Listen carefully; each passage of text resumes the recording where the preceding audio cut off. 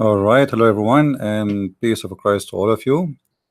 Today, our topic is about something in the news, and usually I don't talk about news because I mean, there's nothing really to talk about.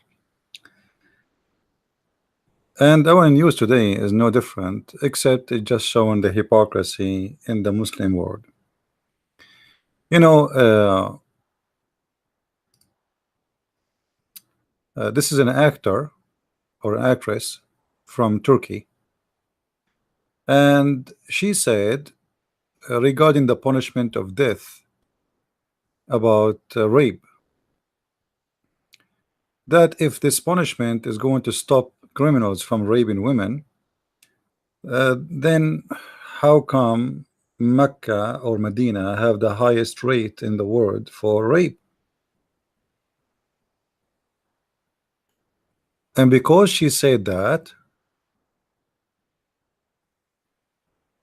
the Gestapo of Erdogan going after her because now she insulted Allah. In a Muslim country, anything you say, do anything. As an example, if you go and watch any Turkish TV, what do you see? You see naked women, not only wearing bikini, wearing nothing. I remember in the Middle East, there's a TV station um, when I was a kid, and we received the first time something it's called satellite. So we start exploring, the TV stations around us. Actually, was not even a TV. You can receive it in the antenna. Sorry. Uh, especially in summertime because the broadcast can go really far. There was a TV station, it's called Showtime, something like this, and they have a program, it's called Tutti Frutti.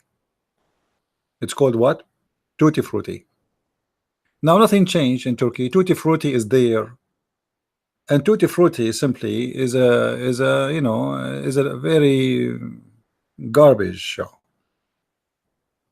very garbage, where like they play a game and then you take off your clothes, and it's not that, supposedly it's not porn, it's an entertainment for Thursday before like Friday night or Thursday night. If you go now to Turkey, if you search right now beach in Turkey, nightclub in Turkey, Istanbul, Ankara, just search, you will find that Turkish, they have nothing to do with this now. There are women almost wearing nothing on the beach. Go and watch Turkish songs. I wish I can play for you, but they will play the game of copyright. So all of this did not make the Muslims upset, did not make Erdogan upset. Nightclubs, whiskey, take a beer, alcohol, prostitution, one of the major businesses in Turkey. I remember once I installed an app. I forgot the name of the app. It's like I wanted to post about my videos there, and I searched for Turkey. So I will like, it's like Twitter, but it's not a Twitter. So I searched Turkey because it's a Muslim country, and supposedly I will post there a link about my book or my videos. And then when you search Turkey, you don't find any normal Turkish people. You find only prostitutes showing their face, and they are totally naked, and they have their phone number there. And that is not making anyone upset. But you make a comment about Al Medina, this is a red line. I mean, how dare you? Prostitution, drugs, mafia, scam. I remember a guy, he told me what happened to their car. They parked their car in the street and they went inside the restaurant. Now the car is not really close to the restaurant, but they can see it. And look like those guys, the one who thieves, they knew that they are watching their car. So what they did, they took the tires from the other side of the car. So when the guys they went from the restaurant, they did not find the two tires from the other side of the car. It's gone. It's gone. Imagine how professional they are. This is a Turkey, this is a country which big time screwed, and the only worry, their economy is collapsing, their lira have no value. There is no businesses, there is no jobs, there is no problem in the world except that this woman now, she made a statement in a Twitter insulting the prophet, but she did not mention the name of the prophet. Oh no, she did, she did. She said if the punishment of death will stop people from rape, then why in Al Medina or in Mecca rapist is flourishing? But I think she is ignorant somehow, because there is nowhere in the Quran saying that if somebody he rape a woman he should be killed. The Quran mentioned the punishment of fornication, and fornication in Islam is the only thing is known. The God of Islam, he have time to speak about the flying carpet. He have time to tell us about the ant speaking to Suleiman, the chicken who they joined his army, Captain Chicken, KFC, you know, the genies who died for Suleiman to bring him pearls and diamonds and all of those things. But he don't have time to make a one verse in the Quran to punish the rapist. So what is the punishment for rapist in Islam? And why this woman, she made the Muslims upset when she said that if punishment of death, how come is going to help? How come in the Medina or in Mecca they have the highest rate of rape? Actually, not only rape. I mean, you see, in Saudi Arabia, a woman, she cannot walk alone in the street for a reason. Did you ask yourself why a woman, she is not allowed to walk alone in the street? If a woman walk alone in the street, she will be arrested. But there is a reason. The reason is this cult, this religion, because of it, women became in danger. So if she walked alone, she became a target.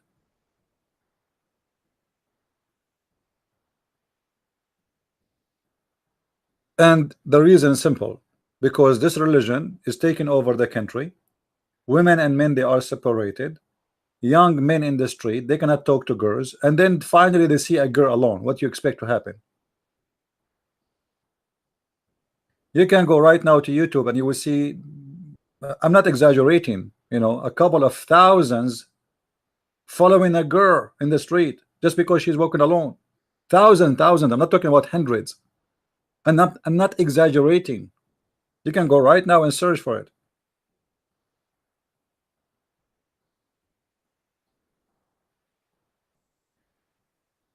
This religion, because of the nature of it, it make women as have one image only, one status, one position, that which is sexual. So when they see a woman in the street, they don't see her as a human being, they see her as a sexual object. She is a walking, talking vagina. As simple as that. Additional to this, how I can see a woman to be something not sexual if all the religion of Islam is based on sexuality? Heaven is about what? Is about sex. And what sex in heaven? Who is the one who is rewarded, and what is the reward? If you look at the rewarded and the reward, you will understand right away what the sex involvement there. The rewarded are the men, the reward is the women. So Islam make every Muslim believe that women are a reward of sex, not love. So because I'm praying to Allah, because I do jihad, because I join ISIS, because I join Al-Qaeda, because I kill myself, Allah will give me a reward. What is the reward? Sex. So how you want this cult to think of a woman in a higher position not to be just sexual. You know, nothing wrong, by the way. Man or women, they are made this way. God, he made us male and female. So he made us with sex. So sex is not the problem. So what the problem? The problem is you cannot look at a human being without being sexual. Heaven is about sex. God is about sex. Why a Muslim he wanna go and join jihad? What is the real purpose? Just to go to heaven? Well, I will live my life there. Now I pray to Allah, and later He will take me to heaven. Why I need to go and kill? Why I need to do to die? Because He promised them that the reward of those who die for the sake of Allah is bigger. And what is the bigger reward? Is sex. A lot more women. If you have my book, then you, the last one, Allah and sex, you will find tons of reference about what we are talking about. This religion, it is 100% sexual religion. There is nothing in it except sex.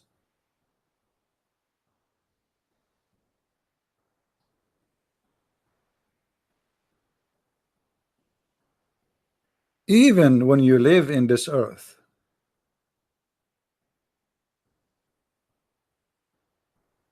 Islam is only about sex.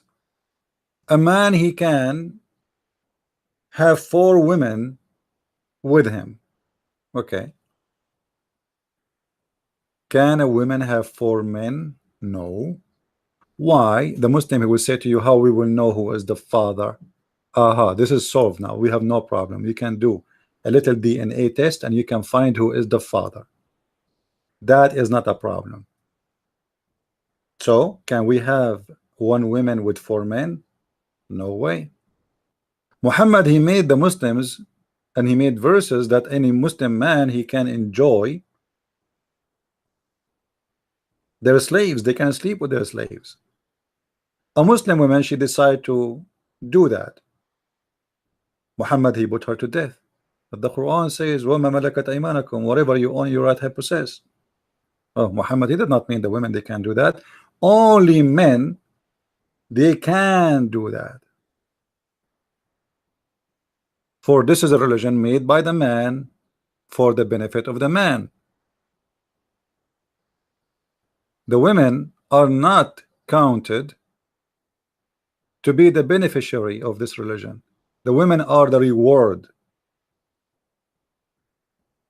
Even Muhammad, because he is a perverted minded person and all his mind is about sex, not only he promised them women in heaven, he promised them women, they are created for sex.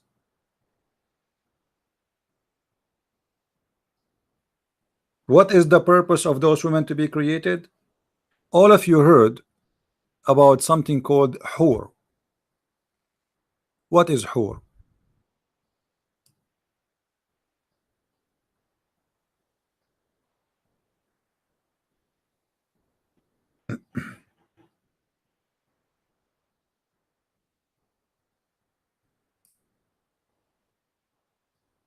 What is hur?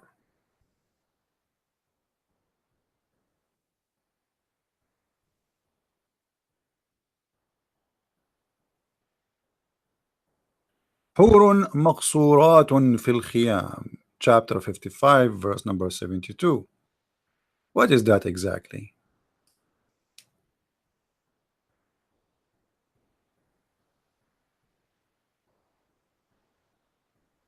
What is the problem? Women, they are jailed in their tents for you. And look how the Muslim, they translate fair ones. What fair ones? What do you mean fair ones? What? What fair ones? Change the translation, you will find the translation come with something different.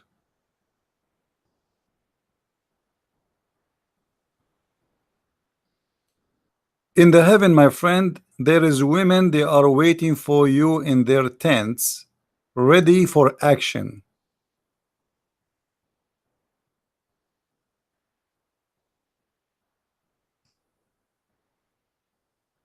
false translation again. I cannot find any Muslim giving a correct translation, honestly. Let us go to this website here. Maybe we can find something. Maybe.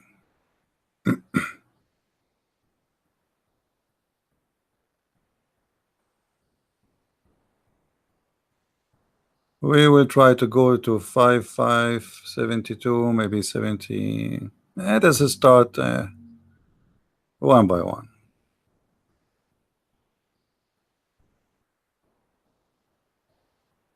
Oh, let us go to translation. Hold on.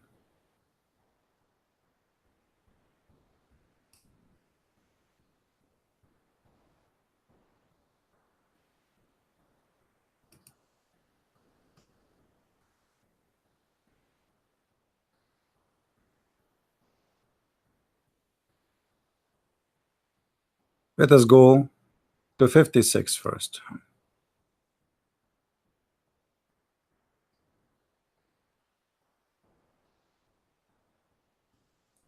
Those women, not only they are jailed in their rooms, but I have a good news for you.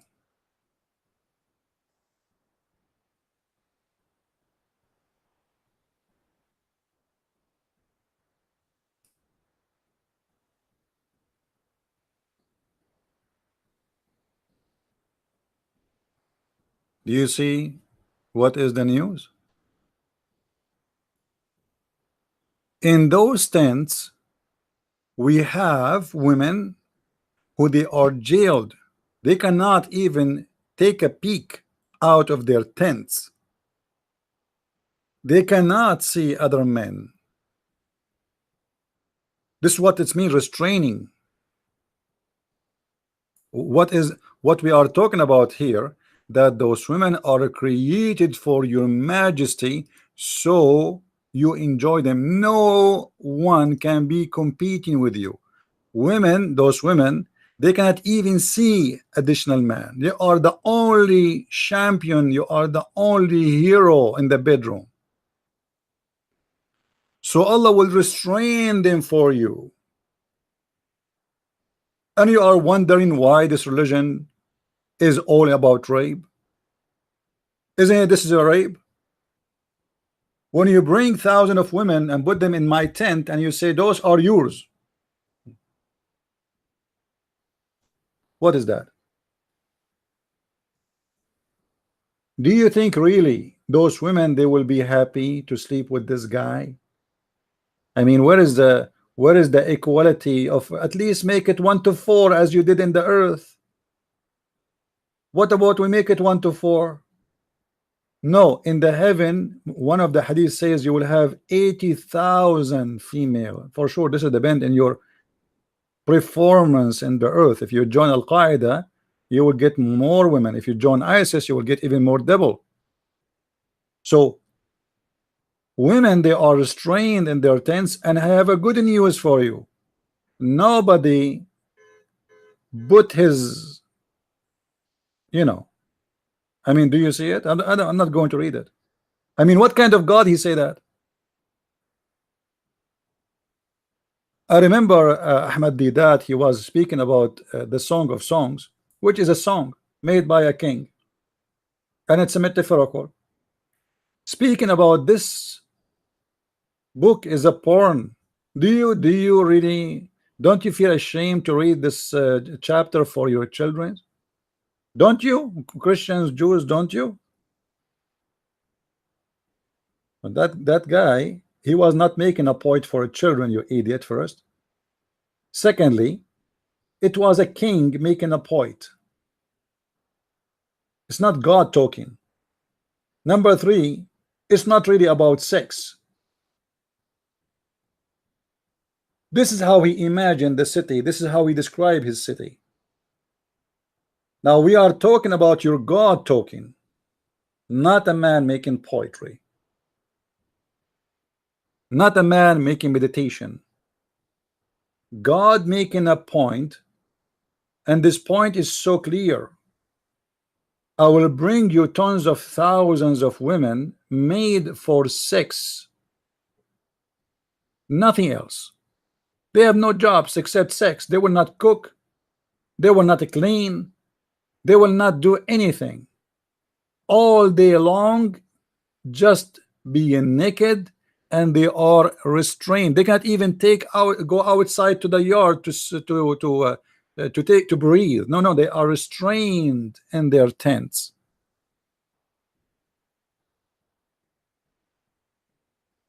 And they never been used. Their vagina is a brand new, as you see. I mean, I was worried that you go to heaven and then you find women, they are been used before. I mean, this is a big worry for Allah. No, Allah, He know what the Arab want. The Arab, they are possessed with virgins, because that will make the man feel he is the macho man. I am the man. There's no other man here. And not only that, the God of Islam, He promised them that each time you sleep with those women, if you have my book again, you can go and check the reference. Each time you sleep with those women, which is supposedly the virgins, Allah, He will make them virgin again. You see the obsession with the virgin idea? I mean, obviously this is not about being virgin no more. This is about madness, because I just slept with the women a minute ago. So you make her virgin again for what purpose? The God of Islam, He knew that those Arab men, Muhammad and his followers, they have a fantasy, and the fantasy is to see a woman in pain when she is having sex first time. So Allah will repeat the pain. You sleep with her first time, Allah make a virgin again. You sleep with her second time, Allah make a virgin again. It's a virgin again and again. And actually there is a product in the Middle East, very famous, made in China. It's called virgin again. Because what Muslim girls do, they go sleep around all their life, and then when they want to get married, they don't want the husband to know that they are, you know. So what they do, they buy the virgin again product, or they make a little surgery to make herself virgin. So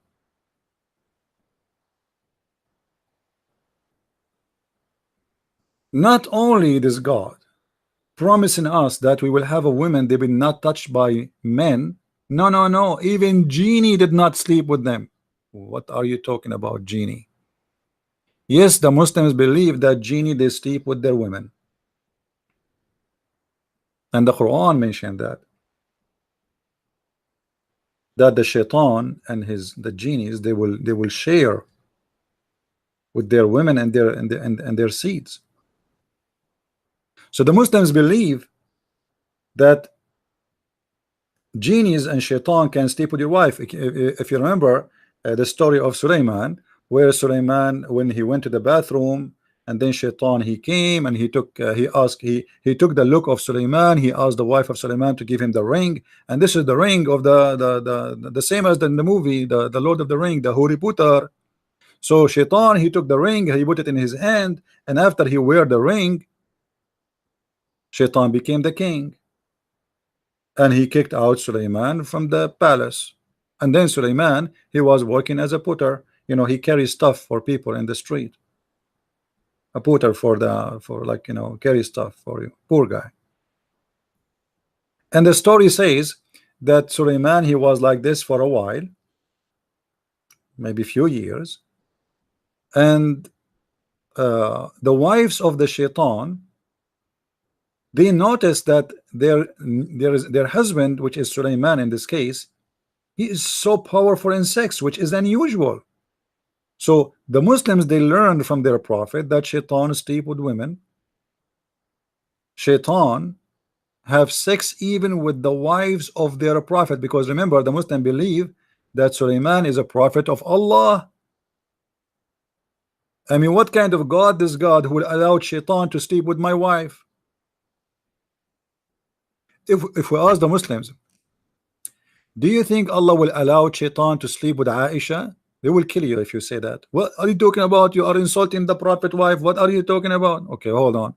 So how Shaitan he slept with the wives of Sulaiman? Not one wife, all of them. And how the wives they noticed that this is cannot be Sulaiman? It was how powerful he is in bed. This guy like like a gun machine. So they complained to the elders and they told them something wrong with our husband. He cannot be he the same person. They said why? They told them he is so good in bed. I mean, we cannot even stop him.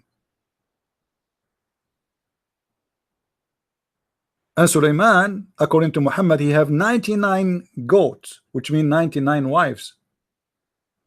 Okay, so now he have 99 goats and he sleep, and the shaitan is sleeping with all of them, and they cannot satisfy him.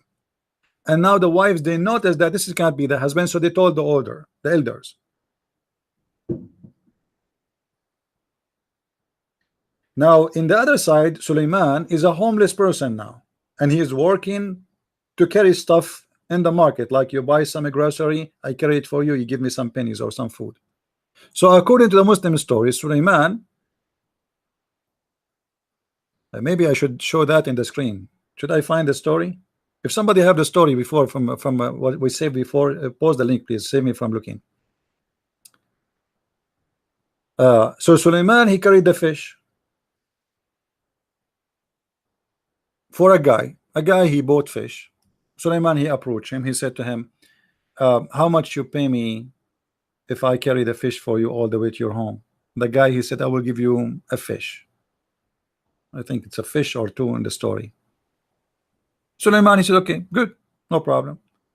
The poor Sulaiman he carried the fish in his head all the way to the house of this guy. When they arrived there, the guy he keep his promise. He gave him a fish. Sulaiman now is so happy.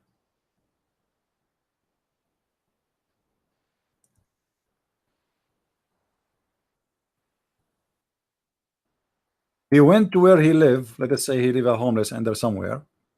He cleaned the fish, and while he was cleaning the fish, he found the ring. Now, how the ring get inside the fish? Anyone knows?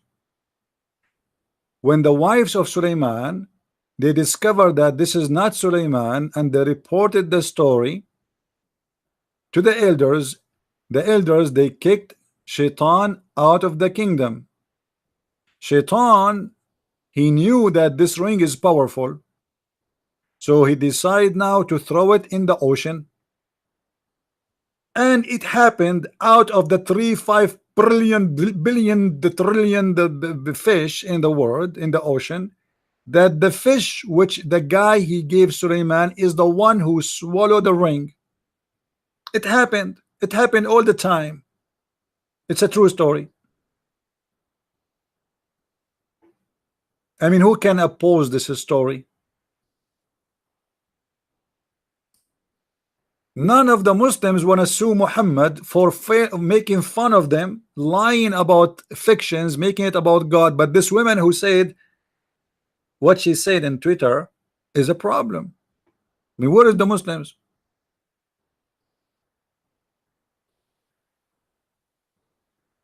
Where is the Muslims? Aren't you upset from your prophet saying that Shaitan slept with the wives of Sulaiman? Aren't you upset from making fun of you that Shaitan he took a ring and he wore it and became a king? Do you really believe that if you wear a ring you control the world?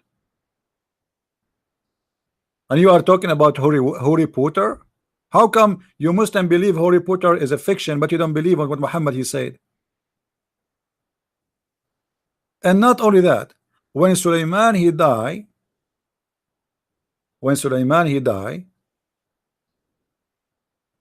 he died standing. Have you ever heard of somebody die standing? Yes, he died standing, my friend. Why and how he died standing? The secret is here. When Sulaiman died, he was standing holding his stick, and because he's holding his stick, he was standing still. I mean, obviously, it's a true story. And his ministers, his wives, they come to his room, they speak to him, he don't answer. Nobody noticed that this guy is dead because he looked like he's like look fine. He's not just answering. So imagine a guy is dead for a long time, and nobody noticed that he is dead, standing. I mean, have you ever heard of somebody dies standing? And why he dies standing? Because he have a stick in his hand. I mean, come on, use your logic. And then how they notice that he is dead? Anyone remember? Anyone remember how the people they noticed that the king is dead finally? The termite start eating the stick. Look like this wood is not a treated in Home Depot. I mean, I advise him next time to buy a treated wood. So the termite eat the stick, and then the stick broken, so Suleiman fell down, and this is how they knew that this guy is dead. And this is a true story. Erdogan investigators will not investigate how legitimate the stories of Muhammad, but he want to investigate a tweet of a woman saying how come there's a lot of rape in the city of Medina. When the Muslims are going to start investigating, is it going to happen? You want to investigate, someone said something, you want to shut them up. This is the whole idea. They want to harass this woman, maybe they can take her to jail. So they will show anyone, if you try ever to say something against Islam, we will take you to jail.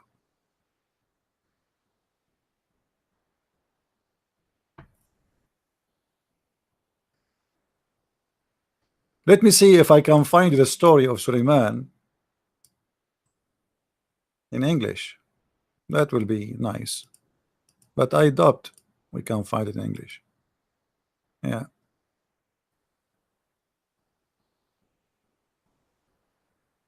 Let us do this.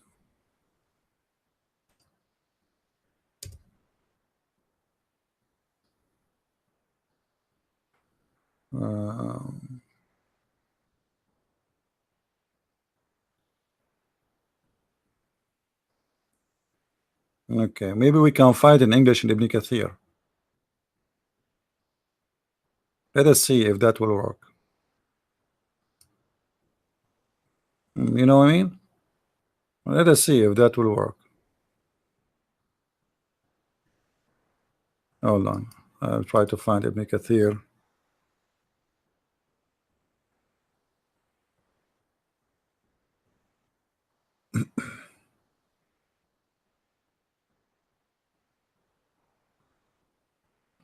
Because remember, the Muslim, they will say to you, you're a liar.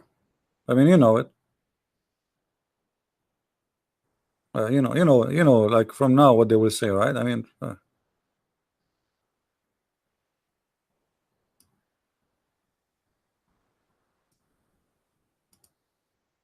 let us go here first.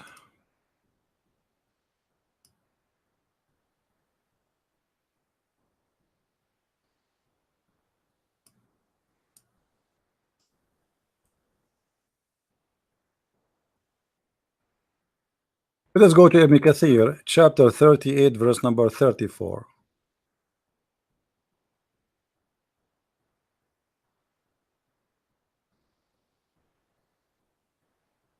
I don't think they will translate this to English, but we will try, because in Arabic book it exists. In the Arabic book it is exist. You know, 38, 34. Take note for the one is asking.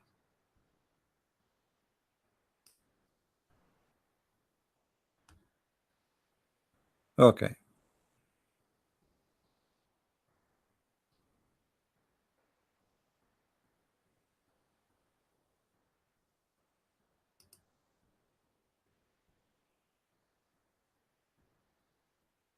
Okay, here we go. This is Ibn Kathir. Let's see if we can find the details of what happened about Suleiman die standing, and how and what happened exactly. Okay. So here it says, and we place him on his throne, jasadan, a body, thumma anab, and he returned. What he returned means after this test, he turned back to him and asked him for forgiveness. So Allah, he made him lose his kingdom. So now Sulaiman is asking Allah for forgiveness, and he said to him, "Oh Allah, forgive me and bestow upon me a kingdom such as shall not belong to any other after me. Verily, you are the bestower." So some of them said, no one after me will have the right to ask Allah for such a kingdom. No one after him. That's it, guys. Sulaiman, he asked Allah not to give this kingdom, like his kingdom, to anyone except him, and Allah he made a deal with him. The Muslim, he is trying to explain why nobody after that have such a thing, like all these fictions about Sulaiman. This is an apparent meaning from the context of Allah, and several hadith with a similar meaning have been narrated from the Messenger of Allah and his tafsir of the ayah. In Al-Bukhari it's reported, okay, Al-Bukhari, as long as Al-Bukhari he said that, no problem. An afrit, anyone knows what afrit mean? Afrit is a genie, is a bad genie. Afrit among the jinn came, he's a shaitan, but he's like the guy who jump a lot. You know, this is what afrit is like. This is the afrit. He's a genie, he's a shaitan, but he is a bad boy, very bad. Like you are praying, he jump in the front of you, he jump in your shoulder, he starts saying la la la la la la la, I will not let you pray. And now the afrit is coming to the Prophet Muhammad, and this is a true story. I mean, I want you to take a note that this is absolutely true story. There is no need for the Turkish government to investigate how legitimate Muhammad is saying this story. This is a true story. I mean, how you can reject such a story? So Muhammad was praying, and the afrit from among the jinn came and bothered me last night. Last night, this is Muhammad is talking. This is fresh news. This is last night, not like last year. This is last night, brother. This is last night. Last night, last Christmas, you gave me your heart. And this story here is different. Last night, a genie come to me and he jumped on me and he said, la la la la la la la la. This is last night. Or he said something similar, trying to stop me from praying. Look how disgusting this genie is. Allah enabled me to overpower him. Ew. It's a karate match. The genie want to stop the prophet, Allah empowered the prophet, and now look what happened. And I wanted to tie him to the one of the pillars of the masjid. Like what? Muhammad, he empowered, which means now he is holding the genie in the floor. The same as you see fighting in the cage, you know, like those fighters. So now the prophet, he hold the genie under his feet, and he's putting his arms around his neck, and the guy in the stage is saying 1, 2, 3, we have a winner. Prophet Muhammad, he won. Yeah, so now he overcome him, and he was able to overpower him, and now the genie is down in the ground. And he wanted the prophet to tie him up to the column. What? He want to do what? He want to tie him up. Prophet, are you sure? Yes, I want to. Muslims, how you say to us that a genie can transform himself to be a snake? He can transform himself to go even through the walls. He can round himself around your penis and you don't feed him. He can come to you in any shape he wants. Even the story says that genies and shaitan, they came to Muhammad as an angel Jibreel. So now how you can tie up something is a transformer? Anybody can tell me? You know what I mean? If this person of this creature, he can transform his body to anything, so how you can tie him up?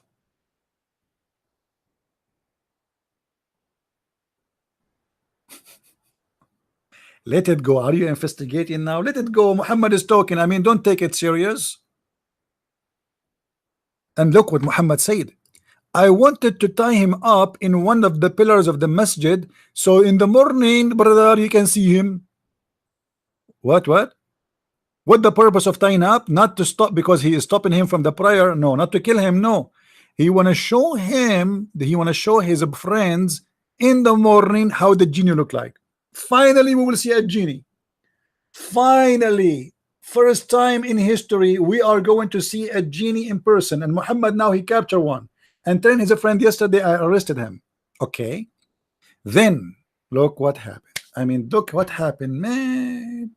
Then I remembered My brother Sulaiman said, my Lord, forgive me, and bestow upon me a kingdom such as shall not belong to other after me. But what does have to do with you, Muhammad? Is holding a genie is going to make you having a kingdom like Sulaiman? And let us say Sulaiman, he made a prayer like this. So what does have to do with this? Why you don't want to show us the genie? Because you are a liar.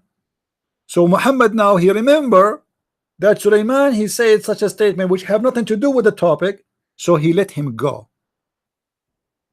Guys, yesterday, actually before I start broadcasting, and this is between me and you, I got a Trump in my kitchen and he was trying to eat my yogurt. I put him in the floor, I sit in the top of him, I hold him from his hair, his blonde hair, and I was saying to him, I will not let you go. And then I remembered. My brother, he said that we need to make America great again. So I said to myself, my brother Sulaiman, he said, let us make America great again. So I have to let Trump go. True story. I mean, your followers are desperate to find and to see finally for the first time in their life a genie, and now you let him go? I mean, cannot even you hold him for 5 minutes until they arrive and then let him go anyway?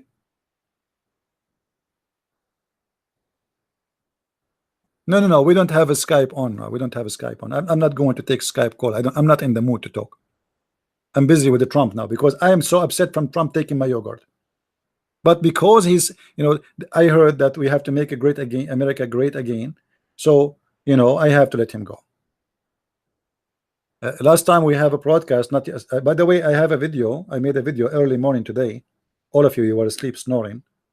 Alhamdulillah. And maybe most of you did not watch it. So don't forget to watch it. It's about what is the name of the video? Ishmael was an Arab answering the ignorant Christians. And yes, whoever believed that Ishmael was an Arab, he's an ignorant Christian.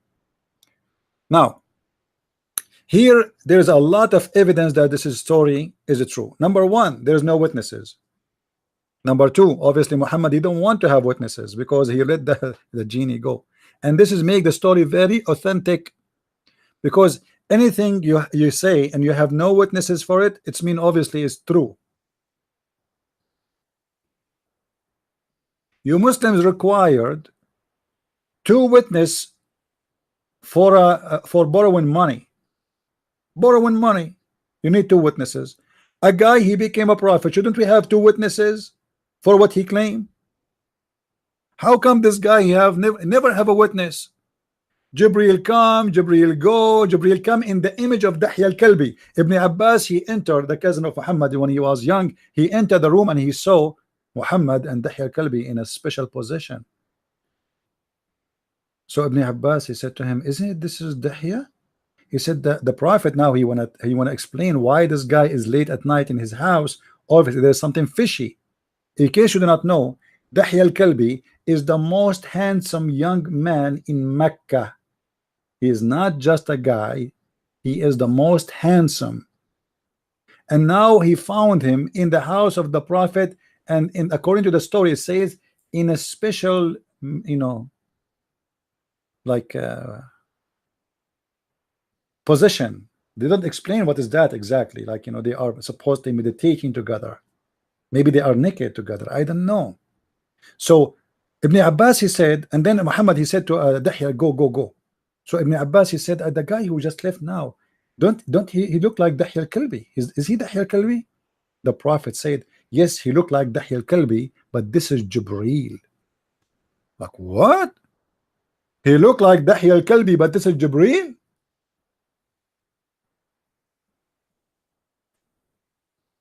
Do you think that Trump, when he came yesterday to me to steal my yogurt, he is Jibril too, but you look like Trump? I mean, it's possible. And why Jibril want to take the look of Dahya al-Kalbi? Anybody can tell me he's out of options? Jibril, he was thinking, I will come to Muhammad in which look, in which look, in which look. I mean, cloning is very popular in Islam. Allah, he made someone look like Jesus. The white, have you ever heard about the white shaitan? If you have my book, you will see it. White shaitan. What is the white shaitan?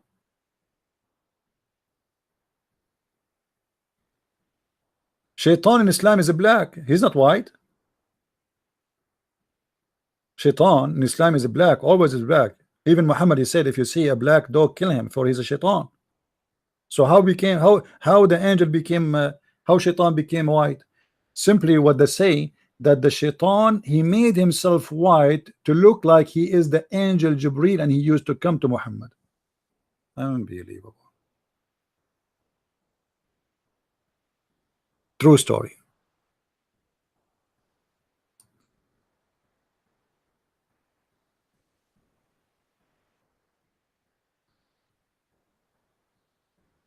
What do you think about those stories? And then here we continue with Sulaiman.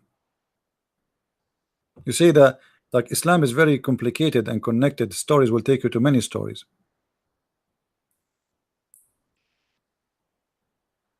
Now Muhammad is telling what happened between him and the shaitan. Look what happened to him. Genie, the Afrit, is trying to jump in the face of Muhammad, making blah blah blah la la la la la. And now Muhammad, he hold him, and then he said, I seek refuge with Allah from you. Then he said, which means the Prophet, I curse you with the curse of Allah. Ew, look at the punishment, guys. Look at this. Things is getting serious. Muhammad now is upset from shaitan. He said to him, I curse you with the curse of Allah. What is that curse of Allah? You will make him a fish? The last time, as I remember, Allah, he cursed the Jews. He made them pigs and monkeys. What you made him? He's a shaitan already. What are you talking about? I mean, what curse is going to work in anyone more than being a shaitan? I curse you. What he will do? What he will go? What he will become? He's a shaitan. I curse you. I thought shaitan is cursed already.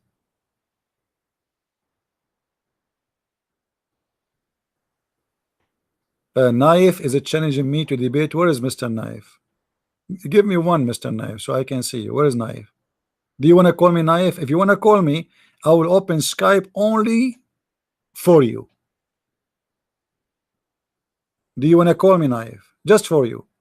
Do you want to do it or no?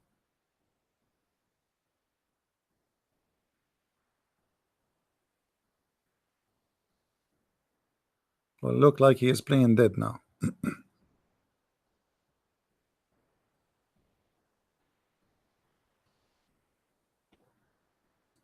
Anyway, forget about him. And then, guys, look what happened. He stretched out his hands. What? He stretched out his hands as if he was reaching out to take something. Who is the one stretching out his hands? Anyone knows? Guys, who is the one who stretched his hand? Muhammad. And this is a clear sign that this man is a madman, is a crazy man. There's nothing in front of him. There's nothing in front of Muhammad. He sees something nobody see. So he stretched out his hand as if he want to take something, which means he want to grab something. And now this is Muhammad seeing the genie, the Afrit, the shaitan. When he finished the prayer, so the Muslims, they saw him. The Muslims, listen carefully.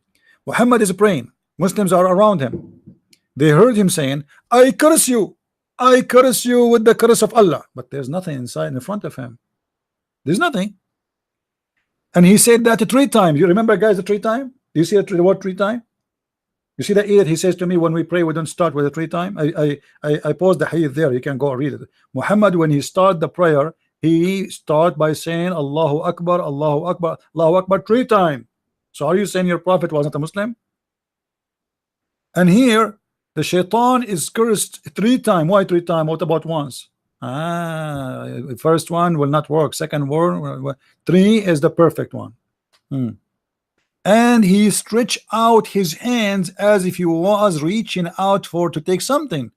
So Muhammad is reaching out for something, but Muslims still they see nothing. When he finished his prayer, we said, "Oh Messenger of Allah, we heard you saying something in the prayer. which we have never heard you say before. And we saw you stretching out your hands. So the Muslims now they're confused. Why this guy's doing that? He's cursing somebody, stretching his hand as if he want to grab somebody, and they are trying to understand what happened. And look what happened. He said, who he said? The prophet. The prophet. Now he want to answer from the Quran. You ignorant. He said, the enemy of Allah, Iblis, come with the flame of fire to throw in my face. Look at this shaitan, how disgusting he is. He is trying to burn the beautiful face of the prophet. Do you believe it?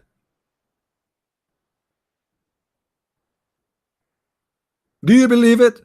It must be true story. So nobody saw the flame and nobody saw the shaitan. The Muslims are surrounding Muhammad, but Muhammad, he see this. Only Muhammad. So I said, I seek refuge with Allah from you 3 times. Then I said, I curse you with the complete curse of Allah. Complete curse. Ah, you see now why it's 3 times? Guys, do you see why it's 3 times? You remember? He cursed him 3 times. Why 3 times? Because this is a complete curse. If it is 2 times, it's not complete. If it's 1 time, it's not complete.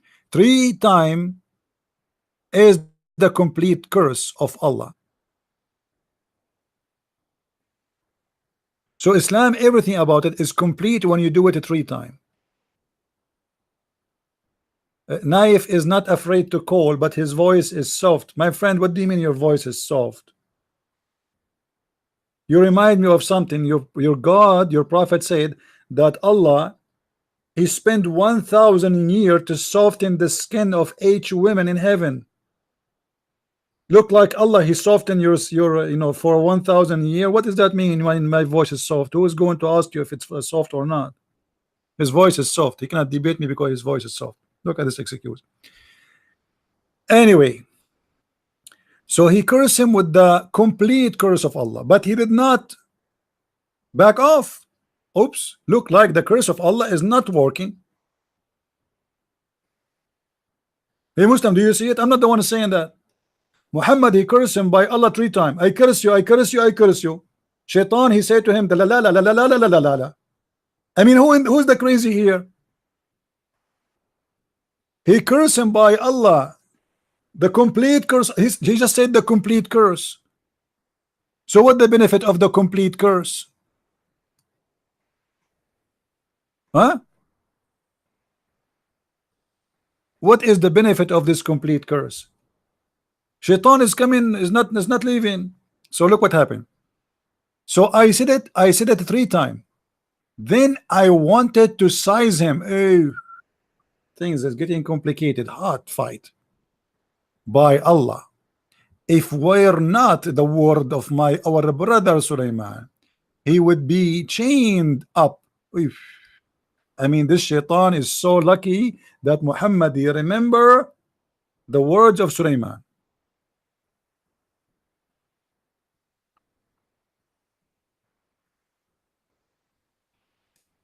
Take the question. A Muslim, you have a question, my friend. The answer for me is coming from chapter 5 verse 101. Chapter 5 verse 101, it says in the Quran, ask not questions. What's wrong with you? How come you are a Muslim and you're asking questions? Isn't it haram to ask questions in Islam? What's wrong with you? Are you a Muslim or you are a fake Muslim? What kind of a Muslim you are?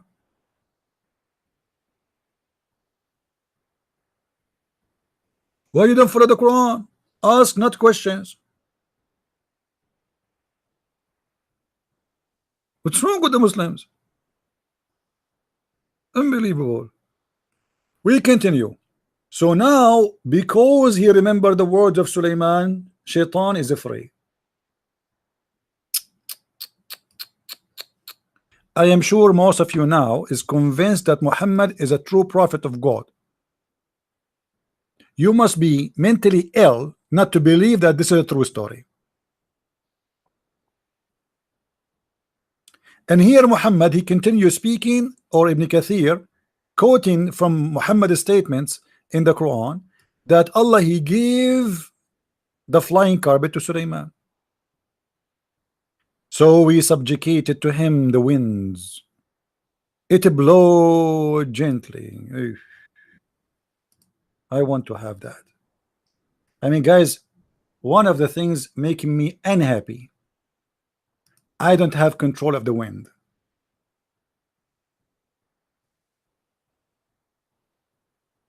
When I start learning English,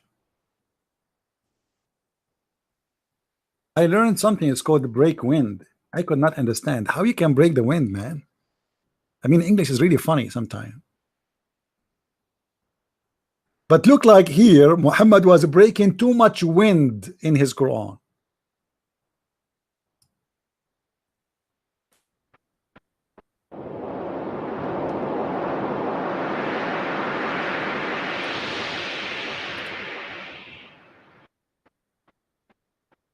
The wind now is going under the flying carpet of a Prophet Solomon. And he is commanding the wind, hey wind, go, carry me. And Suleiman is sitting in the top of the flying carpet with all his kingdom.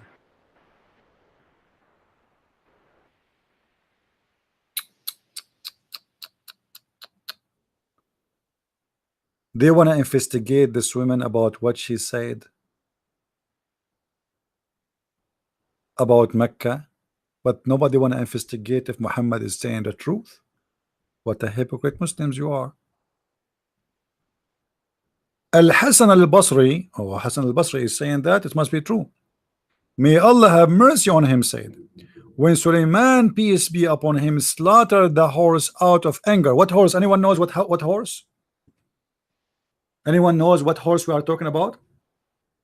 What horse you're talking about? Let us see who of you have a knowledge. What horse Suleiman he slaughtered?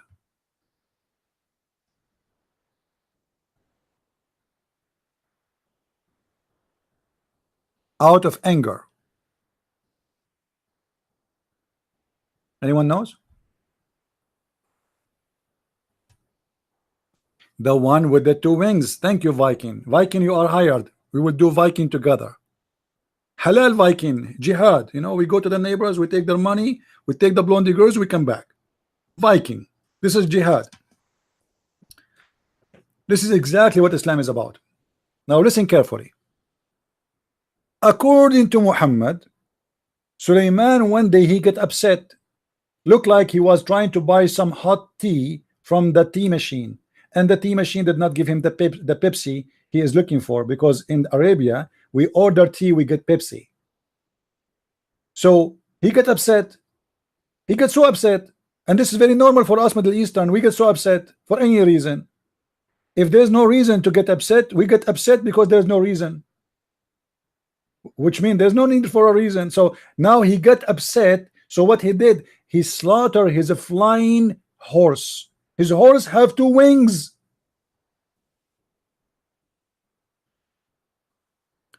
I mean, are you telling me that Islam is not scientific? Are you telling me that Muhammad here is telling us fictions? Now all of us, we knew where this story is coming from. You can go and search right now. Search in Google for flying horse with two wings, and you will see that this is all legends.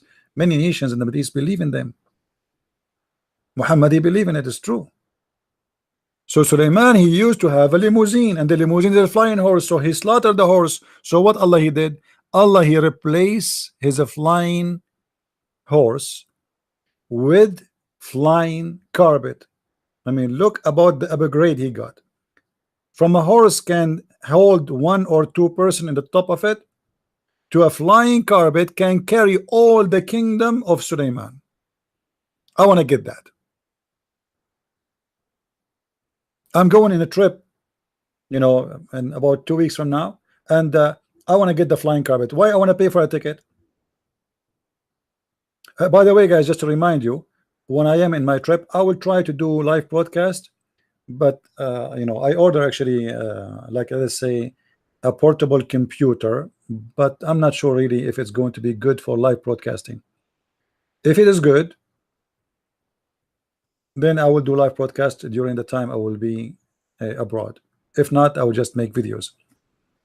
We ask people to help us, but not too many respond to the help, so we can get a better computer. The story here is very clear, and you cannot be a person who can reject such a story unless you have a mental issue. This is a true story, and it's so clear. Flying horses is true, and they are exist. Do you already eat pork? I mean, look at the silly people, just to show you how stupid a human being. A human being, he have no problem to watch movies are not legal, which means they are hacked. They have no problem to steal software. They have no problem to do all kind of filth, from lying, spreading rumors, speaking in the back of people, but they are worried about if you eat pork or not. I mean, do you see what the problem of mankind is? The problem, do you eat pork? If you are looking for a solution for all the problems we have in the world, the problem is beyond imagination. It's about eating pork. If we stop eating pork, all the problems in the world will be solved. Why there's rape? Because people eat pork. Why there's thieves and criminals? Because they eat pork. I mean, isn't it obvious? So look how silly a human being and how stupid he is. Look what we are talking about, and look what this guy is talking about. I am assuming that he is being serious now. Do you eat pork? He is not worried about his prophet telling all those stupid stories. He is worried if a Christian prince eat pork. And Abdul, who told you that eating pork is forbidden in Islam? Do you want me to prove it to you that you can eat pork? Do you accept the challenge?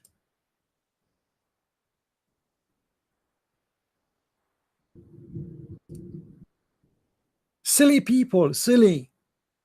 Supposedly, if you eat pork, you are a bad person. Do you eat pork? No, I eat hummus. Does that make me holy? I eat hummus, brother.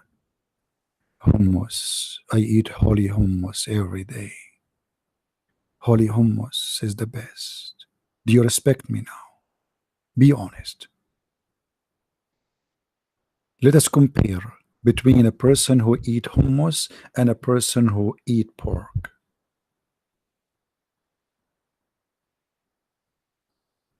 What's wrong with those Muslims?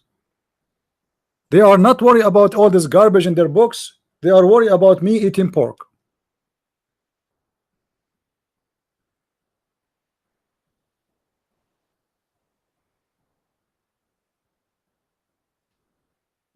Now, if you want to challenge me to prove to you that you as a Muslim you can eat pork, let me know, and I will show it to you from the Quran. From the Quran. Don't tell me this is weak Quran. What an ignorant people.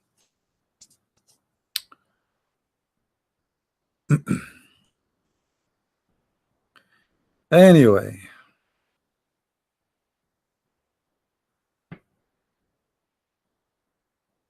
Alex is not a Muslim. He's asking questions. So what does that mean? I mean, what's wrong with you, Alex? What this question have to do with my topic? Do you eat already pork? What does that mean?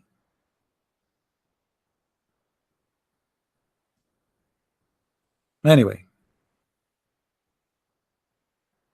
you want to be a Christian? Take my question. Okay, I want to take my guys. We will take a break. We will take the question of Mr. Naif. Naif, give me the question, please. But be careful when you talk to Christian Prince. Everything you say is going to be used against you in the court of law. Give me the question. You ask for it. Don't cry. Give me the question.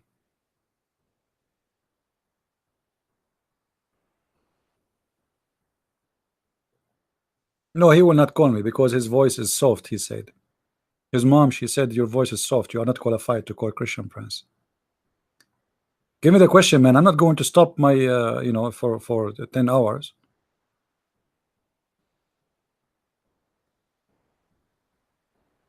Is your question coming? Maybe you are waiting for the inspiration of Jibril.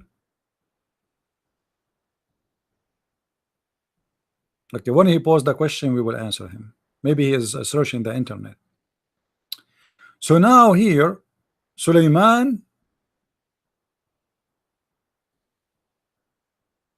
Genesis chapter 15, verse number 18. So what is your question about Jesus and Muhammad? What does that mean? What does that mean? Explain to me, please. I'm not smart like you. What Genesis 15:18? What does that have to do about Muhammad or Jesus? What does that mean? You mean if that verse is about Muhammad? My friend, everything, every book in the world written is about Muhammad. What are you talking about? I mean, are you kidding me? It must be about Muhammad. Everything is about Muhammad. Abdul, why you think that the book of Genesis is speaking about Muhammad? There is something. What's wrong, my friend? What the problem? Because by what you just showed, you are saying to me, you are proving to me that you Muslims are desperate and you cannot prove your prophet, so you are looking for a book you hate most.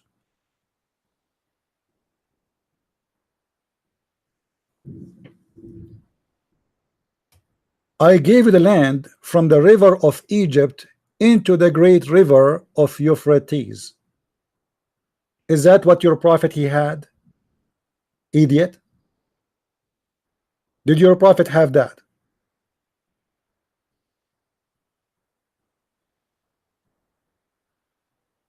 Did he have that? No. Do he have it now? No. He never have it before, he never have it now. Same time, what Muhammad have to do with Abraham? Abraham, according to the Quran, he have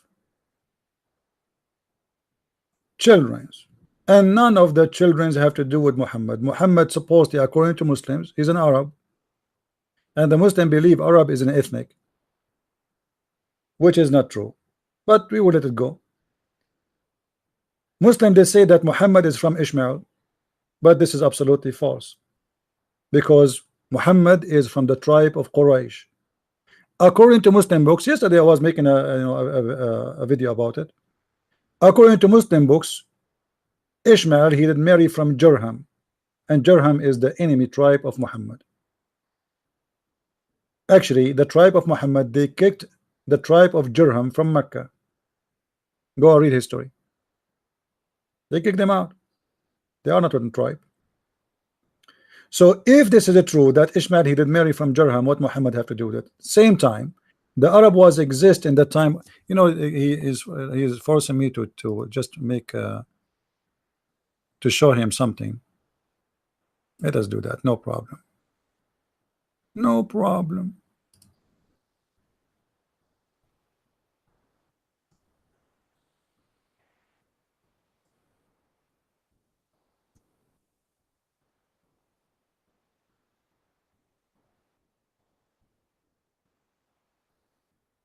All right.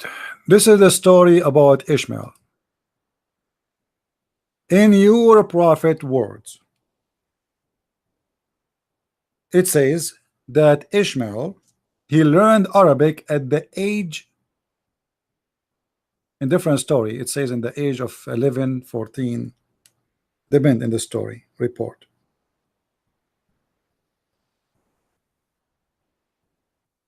Do you see it?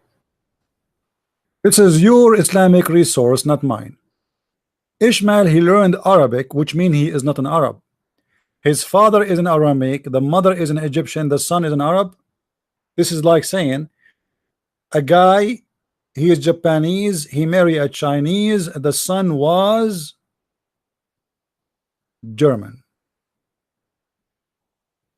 He learned Arabic. That's mean Arabic is already exist. He married from the Arab. According to you Muslims, that mean the Arab already is exist. So in order for Muhammad to be the son of Ishmael, he should not be an Arab, because if you marry an Arab woman, you are not, your children are not Arab. Your children, they follow you, whatever your citizenship is. In Islam, the child belonged to his father. This is what the Quran said. The Quran says, وَدُعُوهُمْ, by the names, they call them by the names of their father. You cannot call somebody by the name of the mother. There's only one person in Islam have called by the name of his mother, that is Isa, because supposedly he have no father anyway. So when the Muslims try to find their prophet, they look in Genesis, they do two things. Number one, they prove that Muhammad is a false prophet. Why? Because Muhammad in the Quran, he said that his name will mention in the Bible as a guy, his name is Ahmad, not Muhammad. And he should be mentioned in the New Testament, not in the Old Testament. This is the Quran, chapter 61, verse number 6. Isa said, remember, Jesus the son of Mary said, O children of Israel, I am the messenger of Allah sent to you, confirming the law which came before me, and giving glad tidings of a messenger will come after me, whose name shall be Ahmad. Where is Muhammad? You want to tell me Ahmad and Muhammad is the same? No, it's not, because if you say Ahmad, it means it's going to be Ahmad. And this is additional proof that Muhammad name is not Muhammad. As you see, he had many names. Those are titles, they are not names. The real name of Muhammad is Qatham. Now, based on this verse, the only place Muhammad, his name should be appear, is going to be in the words of Jesus, and that should be in the New Testament. So why you are saying this is Genesis is about your prophet? What's wrong with Muslims? Are you trying to deny that your prophet said that in the Quran? Are you going to say to me this Quran is weak? If this Quran is weak, just say it. I understand. I mean, Quran is weak anyway. I'm not surprised, really. I never saw a Quran is not weak. Have you? All the Quran is very weak. So the Muslims, because they are so desperate, trying to find a place for their prophet, they could not prove that their prophet is a prophet. So what they do, they try to find him in our book. They could not provide us a miracle of Muhammad, a prophecy of Muhammad. If we ask this guy Naif, can you give me a prophecy in the Quran Muhammad he said come to be true? Have you ever heard of a prophet he have no prophecy? What kind of a prophet this prophet is? What is the problem? Why Muhammad is the only prophet who will not, and he don't have a prophecy? His God is not capable of making one, because his God is fake. So they could not prove to us Muhammad to be a prophet, so they start trying their best to give meaning of verses in the Bible have nothing to do with Muhammad or Islam to make it about Muhammad. And same time, isn't it your prophet in the Quran, he said that the prophethood should be from the children of Isaac and Jacob?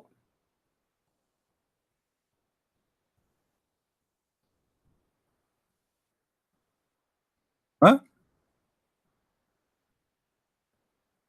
How you explain to me? Is that a mistake here? Let us see, hold on.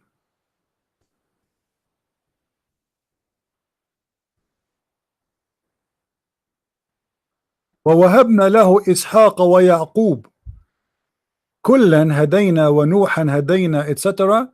ومن ذريته guys, this is the childhood, this is the children's of Abraham. Read carefully with me. This is the Quran, chapter 6, verse number 84. And here you will see the stupid Muhammad making the same mistake again. He's trying to convince the Jews that he's a Jew. So look what he said. We gave him Isaac, in him who? Abraham. And Jacob. Any Muslim can explain to me what happened to Ishmael? If there is any Muslim in the bushes, can tell me what happened to Ishmael? Where is Ishmael? What happened? Ishmael is the elder. Guys, do you see what I'm talking about? The hypocrite Muhammad, he knew that the Jews, they don't count Ishmael, and now he is speaking to the Jews. So in order to satisfy the Jews, he make a verse fit with the teaching and the belief of the Jews. Otherwise, I challenge anyone to tell me what happened to Ishmael. Anyone?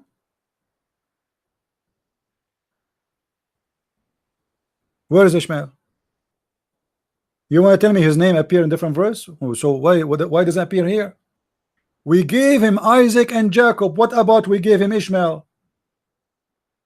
If I want to count my kids, I start counting from the elder by order. I've been given the first son, the second son, the third son. Okay, where is Ishmael?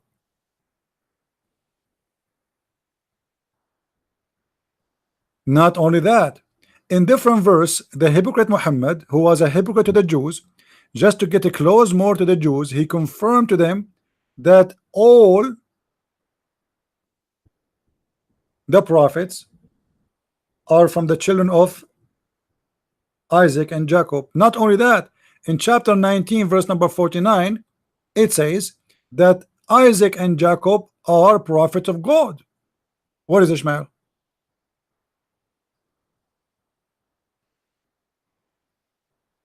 Guys, do you see it? Where is Ishmael?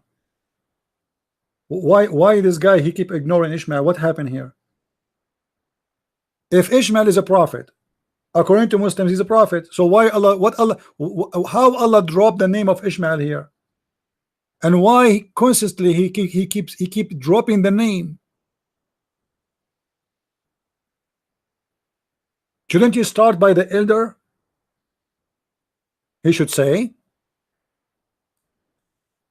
and we bestowed upon him Ishmael and Isaac and Jacob. Thank you very much. And we made each one of them a prophet. Remember here carefully, it says, and we made each one of them a prophet. Where is the prophet Ishmael? For simply, he is not a prophet. At that moment, you're a prophet acting as a scumbag, speaking to the Jews, trying to fool them, trying to make them believe he's a Jew. So he's agreeing with them in everything. The Jews don't approve Ishmael to be a prophet. The Jews, they don't even count Ishmael.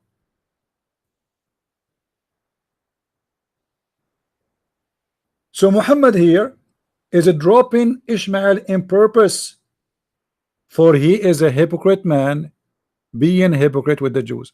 Not only that, we are not done. What happened to Naif? Naif is dead.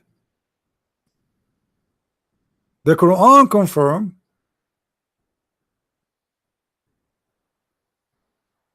that from the children of Isaac and Jacob only the prophethoods. Chapter 29 verse number 27. Read it. And we gave Abraham, Isaac and Jacob, and ordained among his progeny prophethood and revelation. Do you see it?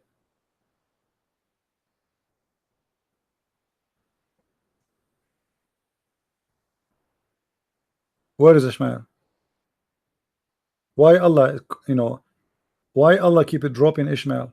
He don't respect him, he don't count him, he's no one. Why?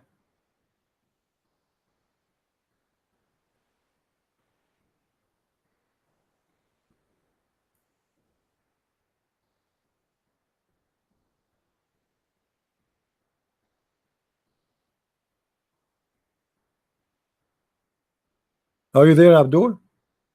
So when a Muslim he try to find the name of his prophet in our book, that is a clear proof that the Muslim is desperate, he's a bankrupt. When you are bankrupt, you start looking for your pennies. a book they don't approve, they don't believe in, and suddenly the book of Genesis is speaking about Muhammad. And as long he mentioned Genesis chapter 15 and verse number 18, saying that this is about his prophet, and that verse is speaking about that I will give you what is between the great river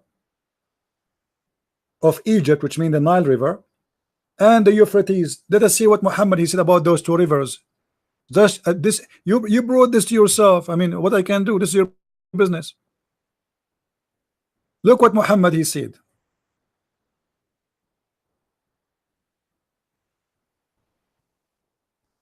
about those rivers.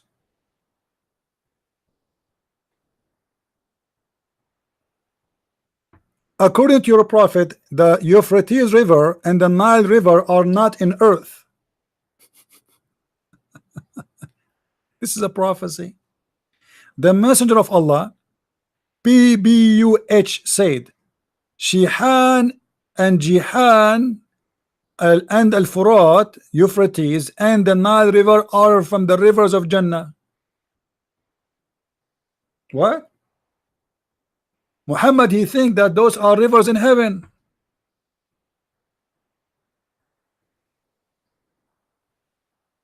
And you are telling me about the book of Genesis is speaking about the great river of Euphrates and the river of Egypt. You're a prophet who have a PhD in geography. He got his PhD from Allah School University. He think that the Euphrates and the Nile River, they are located in heaven. And by the way, this is true. I took selfie once. I wish I can show you the pictures.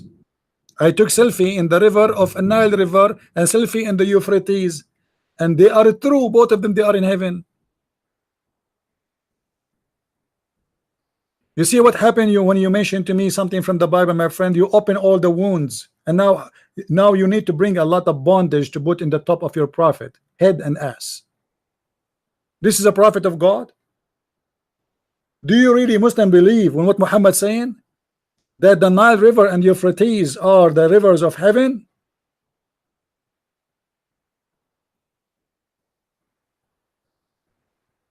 And not only that, Muhammad, you have a prophecy, but I don't want to change the topic. But anyway, we changed the topic already. Hold on. Muhammad, he made a prophecy. But look here, guys. Before we continue, I was raised to the lot tree. Hold on. Lot tree? Yes, the Muslims, they believe in the heaven there's a tree, and from that tree there's 4 rivers coming from it, 2 which are coming out and 2 is going in. What the heck? Those were coming out is the river of a Nile and Euphrates. Man, somebody call National Geographic, please, because obviously we have a big mistake in Google Earth, the maps, the satellite. I'm not changing the topic. This is about the Nile and Euphrates. Guys, isn't it this what he said? Aren't you the one who asked me about the book of Genesis chapter 15, 18? So if this is Muhammad, Muhammad have to be a prophet. In order to be a prophet, he have to say something nobody knows. And here we go, you're a prophet saying nobody knows things. There is 2 rivers coming from the tree of Allah in the garden of Allah. Read carefully with me. Muslim, they cannot say this is an earth. Look, it says I was raised. Do you see raised? He's going up heaven, heaven, heaven, heaven, raised from heaven to heaven, 6 heavens. I was raised.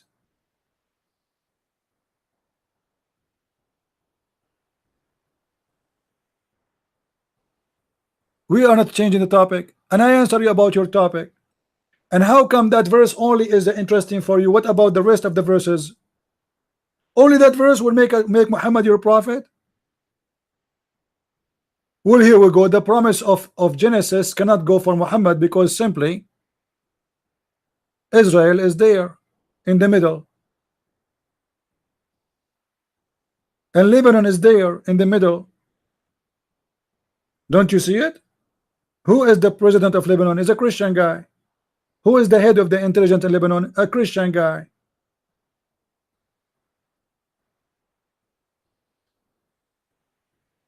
Same time, your prophet, he speak about the Turkish. Do you know who is the Turkish?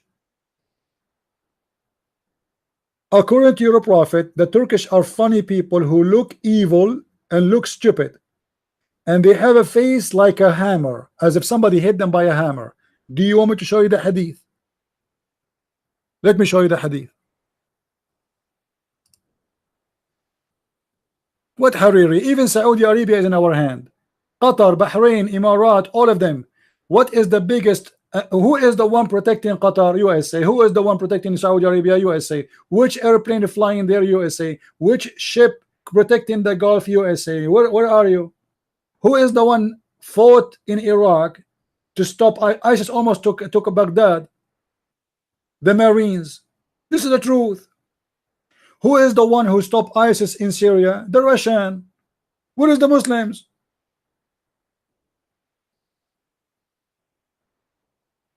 You control nothing. You don't even control your own country.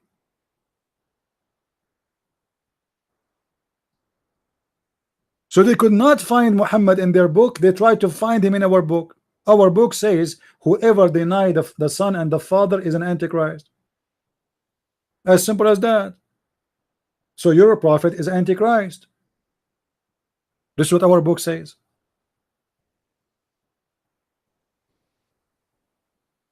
All right. Now look at this story here. Muhammad was taken up to heaven and he found the Nile River and the Euphrates River. And then he saw a river of milk. I mean, that's a good river. A river of milk and a river of honey. I mean, this heaven must be like a stove, because there's no way honey can run unless it is really evil hot. You know what I mean, guys? In order to make honey run like a river, this heaven must be so hot. And this is not a heaven, this must be an oven. How you can make honey run as river?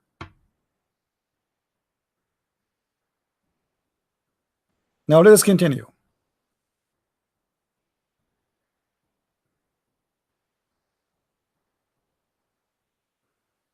Here Muhammad giving us another story of his pupil. As long this guy he mentioned the Nile River, here we go. Two angels, they came to Muhammad and they brought with them a dish, and this dish contained wisdom and faith. And they came with the mule, white animal. It's called al-buraq. Read carefully. I was in a sleep state, like almost asleep. I heard someone says he is among the two person. Then he came to me and he took me with him. Then a golden basin containing the water of Zamzam was brought to me, and my heart was opened, and such an part. Okay, where they open his heart, not the heart. It says not. You see here the translation is false. Not my heart, my chest. My chest. In Arabic it says sadri. All right. And then from such and such a person part. Okay, what is such and such? The hadith explain. He replied, I ask. Qatada said, I asked him who was with me, i.e. the narrator, and what meant by such and such part. He said it means it was open up to the lower part of the abdomen. Like, what the heck? Allah is sending two angels to cut the chest of Muhammad from his throat to his balls. And what is the purpose? They want to wash inside Muhammad laundry, and then they want to install a dish of wisdom, and then they brought a dish of wisdom and they installed it in the chest of the prophet. Do you see it? Faith and wisdom. In Islam, my friend, faith and wisdom need a plastic surgery. The Muslim, they say to us, if Allah he wants us to do something, he say be is going to be. Well, obviously Allah never said be, and it was. Adam was not created by be, and he was. Go and read and laugh. Even Adam, he said to Allah, finish me before the sun set, you idiot. Adam was worried that Allah might, you know, be late after the sun set, and that will make him not to see correctly and will create him ugly. And here you see Allah is fixing the wisdom of Muhammad. How he fix it? He need to make a plastic surgery. A question: he installed faith and wisdom in the chest of the Prophet. How you can install faith, Muslims? I want to have 5 kilograms of faith and 7 kilograms of wisdom. Can I get those? And you are worried about the book of Genesis? You are not worried about the garbage your prophet saying?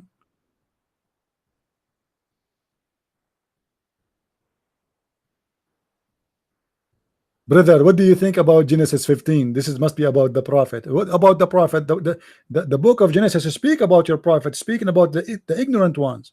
And obviously your prophet is a scam. Even his lies, he don't know how to lie. Look at this lie. God, he sent angels to install wisdom and faith. Why? Muhammad, he used to have no wisdom and no faith before. His faith was not good. His wisdom was horrible. Is that like a truck? We open the trunk and we change the battery.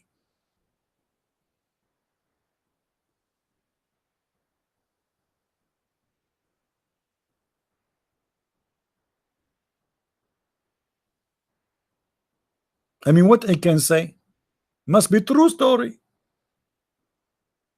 By the way, one of you asked me, how come you are very knowledgeable? I don't want to share this with everybody.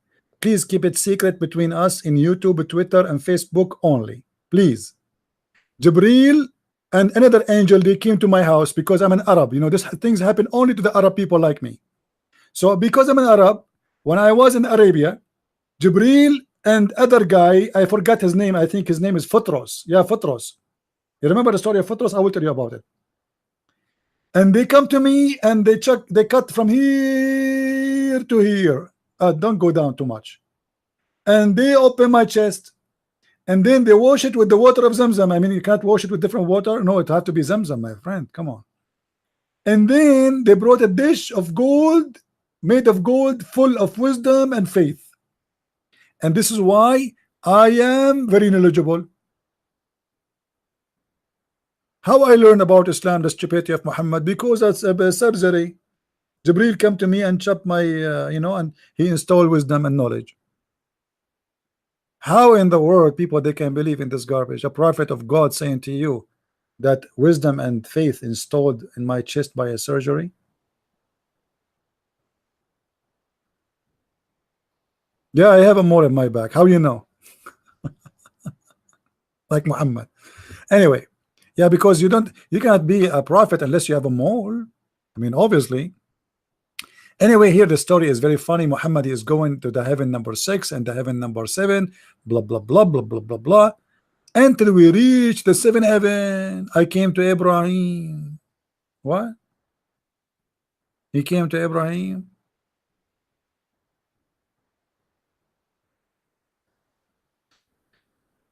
Anyway, by the way, how Al-Buraq look like? Al-Buraq is the animal which have 2 wings. How he look like? Muhammad described. He said, Al-Buraq is a white animal. Hold on. Why he is a white animal? Cannot Muhammad fly in a black animal? Anyone knows why he have to be white? Let us see who of you is a super smart. And Allah installed a dish of wisdom inside his chest. Anyone knows why he is a white animal? Who knows? What is the reason behind white animal?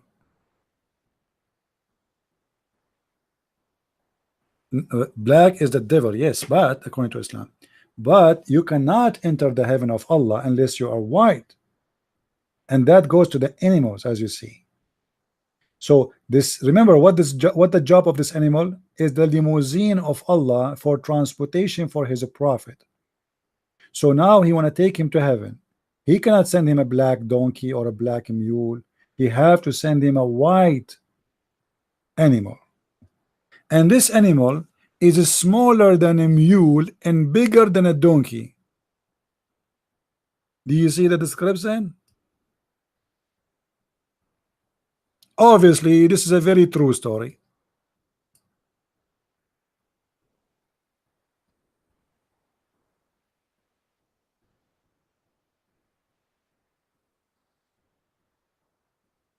Naif, we did not try to change the story about your prophet. We did not. We are talking about your prophet. You are the one who asked me about Genesis. We answered you. We answered you, my friend. And your prophet, he said, Islam started as a small religion and will end as a small religion. So what? How Muhammad can be having Euphrates? What do you say? Are you saying your prophet is a liar? So all the answer we gave this Abdul, he is not satisfied. Why you are not answering? Why you change the topic? We did not.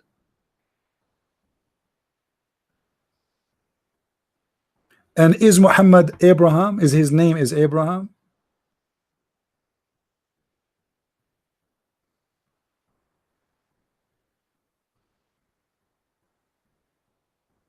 Just to show you guys how funny Muslims are.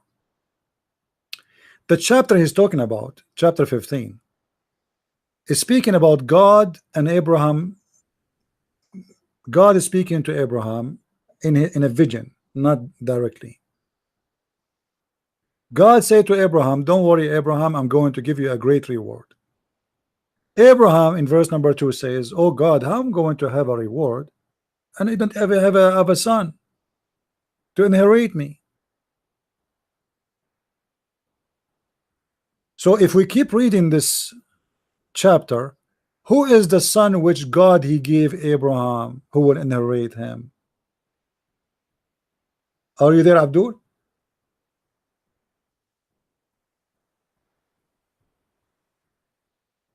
It's Isaac,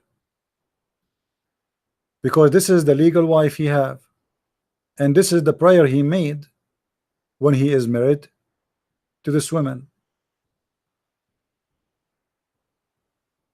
So if you want to read a chapter, read all of it, and then you will see that how funny you are, Muslims. Bankruptcy. How we can make Muhammad a prophet.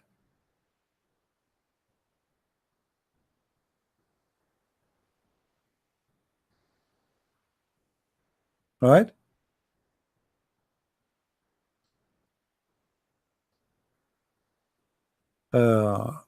Anyway, let us go back to our topic where we stopped. We answered this, Abdul, and this is how stupid Muhammad and how silly he is. The Nile and the river of Euphrates you are talking about, they are not even in this earth according to your prophet. So if that verse is speaking about Nile River, then you have to ask yourself, the Nile River and Euphrates in heaven or in earth? The Bible speak about rivers in earth. Your prophet believed that the Nile and the Euphrates, they are not in earth. All right, so stop being a foolish person trying to find your prophet in our book. What are those two rivers, O Jibreel? This is Muhammad now is in the heaven. While he was in the nearest sky, he was in the nearest sky, he asked, what are those two rivers, O Jibreel? Jibreel said, these are the source of the Nile River. This is are the source of the Nile River.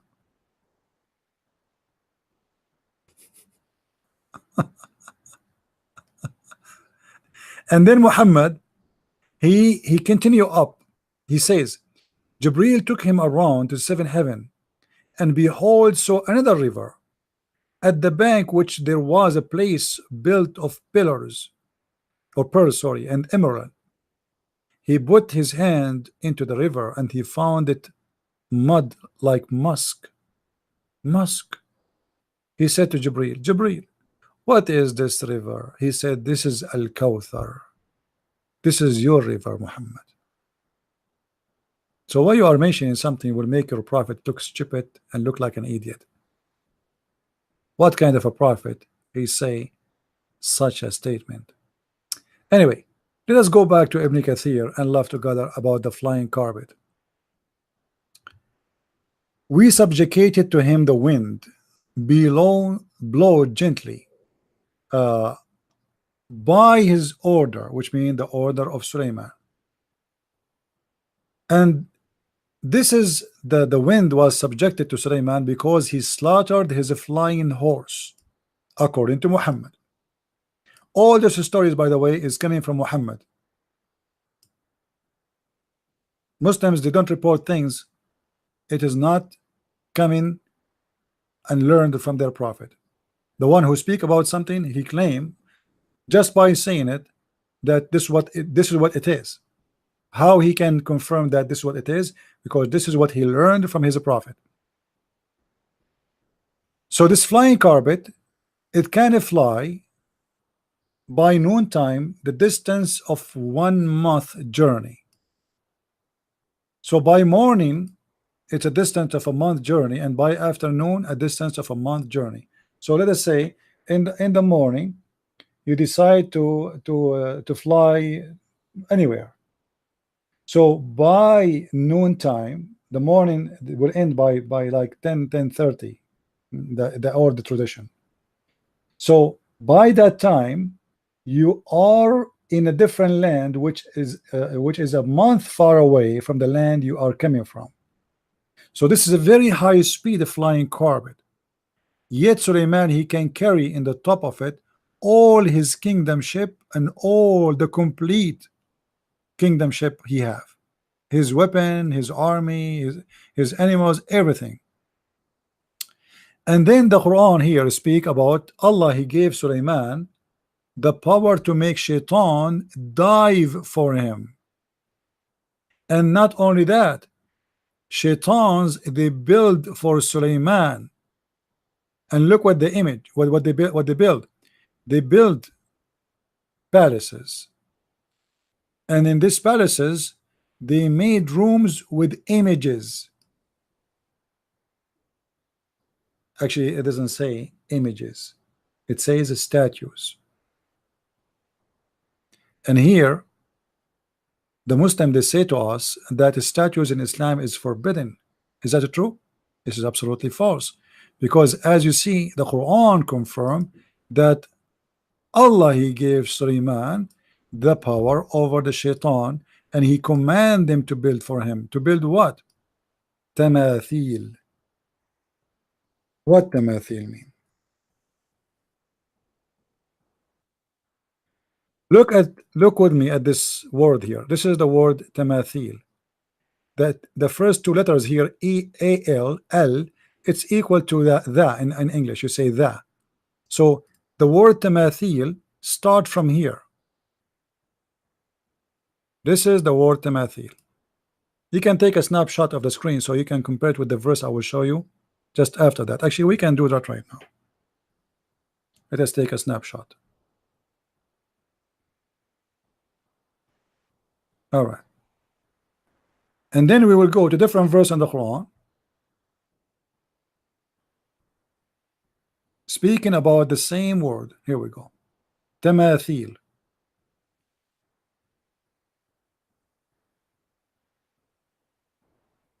This letter here, wa, is the same as and in English. Wa. This is not part of the word. Like in Arabic, if you want to make a connection between two sentences, the same as and, you see this letter here, wa. This is equal to and. This is not part of the word. So what they make for him, mahariba wa tamathil. Let us take a snapshot. Actually, let us open the other snapshot we took already, and we put it there.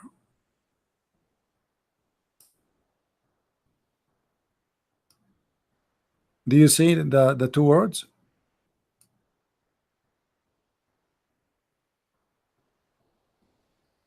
Do you see it? Tamathil, tamathil, exactly the same word.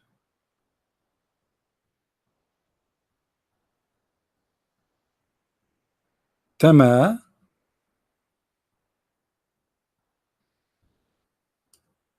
Feel. I'm using the mouse, you know. I should get a tablet with pen.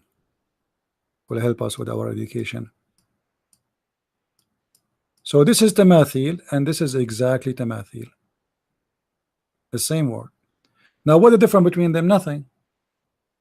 But in the verse here, it says that Allah, He gave Sulaiman the power over the shaitan. Over the shaitan. And what the shaitan they do? They build for him tamathil. What tamathil mean? Statues. Idols.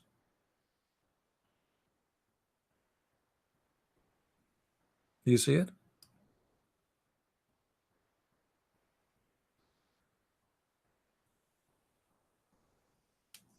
And this is a clear contradiction for what the Muslim they say to us about Islam.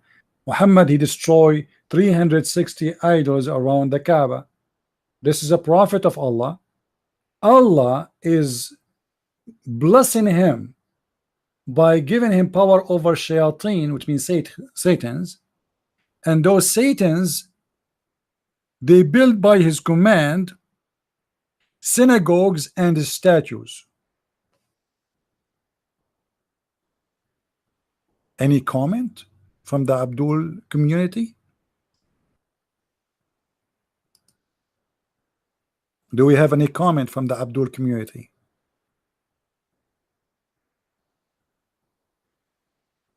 No comment.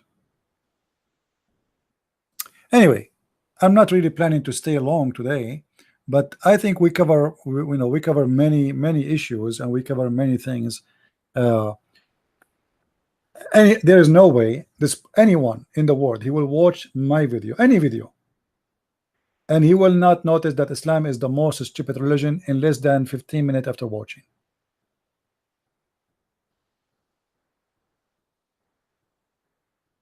It's impossible.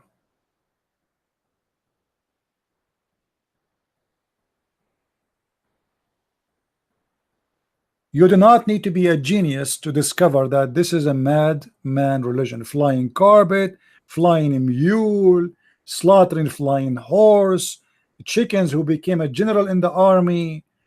It's beyond fictions.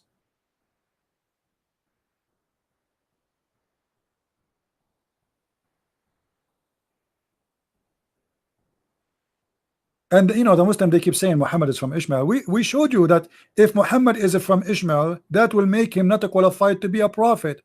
This is how stupid Islam is. You see, when Muhammad he spoke about himself in the Quran, he made him a fool of himself. The Quran say clearly that the prophethood are from the children of Abraham as Isaac and Jacob. This is where the prophethood is coming from. This is according to your prophet. All the verses we showed you, speaking of that.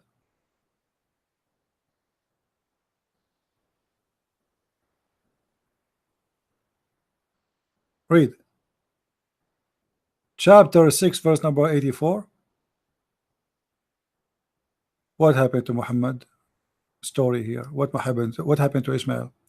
We gave him Isaac and Jacob. All three are guided. Three is which means Abraham. Where is Ishmael? And before him we guided Noah. And this is here you find how the flight of thought of Muhammad, speaking about Abraham, then going back to Noah, and then going back to David. And from his progeny, who? Guys, let us read together. David, Solomon, Job, Joseph, Moses, and Aaron. Where is Ishmael?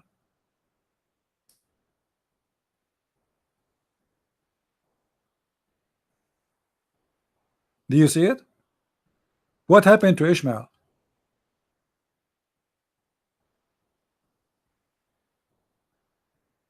Anyone can tell us what happened? Is Allah missing something here? Maybe he forgot?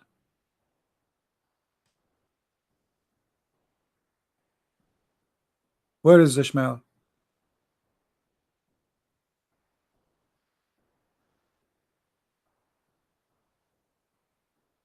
If a historian is writing, if I mention that Abraham he have a children, and I said he have a children, he have Jacob and he have Isaac, you guys will say to me, where is, well, you forgot about Ishmael? Because yes, he is his son. Doesn't matter if he's from the, from the second wife or from the first one. Doesn't matter. He's a son. So what happened? Why you dropped him? What happened? What is the purpose? Why Allah he dropped the name of Ishmael? And he dropped his name in many places, not only here, like it's all over the Quran. He mentioned his name in different verse, but as you see here, this is very important because here speaking about those who they are guided. Who is the one is guided? Guys, read carefully with me. We have gave him Jacob, Isaac, and Jacob, and all are guided. Who is all? Abraham, Isaac, and Jacob. Where is Ishmael? So Ishmael is not, cannot be the one from the guided one. This is a very dangerous statement. Only those three are guided. Aren't you missing somebody? Are you saying Ishmael was a kafir?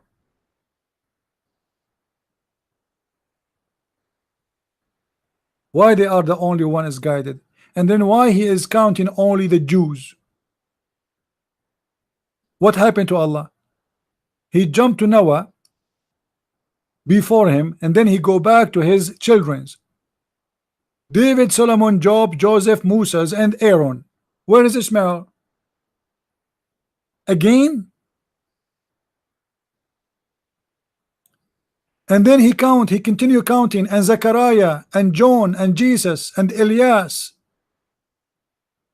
Now he says, and Ishmael. Why Ishmael is here?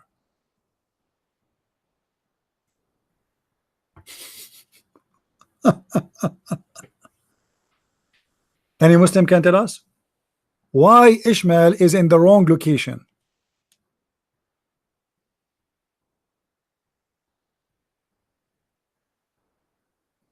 Shouldn't he be with Abraham and his children?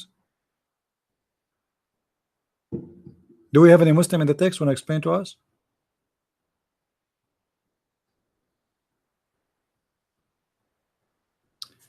No, don't block this guy, Muhammad. Muhammad, don't let him post. I want to see what he was posting so we can laugh. And now we continue.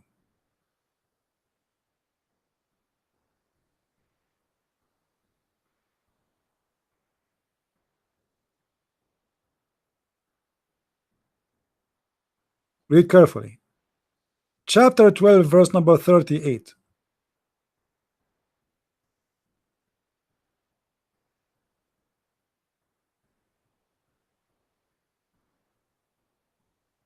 And I follow the ways of my fathers, Abraham, Isaac, and Jacob.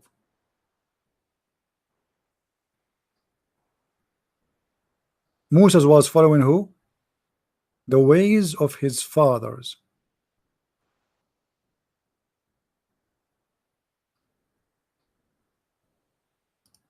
Who was following the ways? Who is the children of Ishmael? Why in the Quran there's nowhere it says that Muhammad is from Ishmael? You know why Allah is so much interested to tell us about the children of Adam, name them one by one, count them one by one, and then suddenly Muhammad nowhere mentioned in the Quran that he is from Ishmael. What happened? Any Muslim have an idea?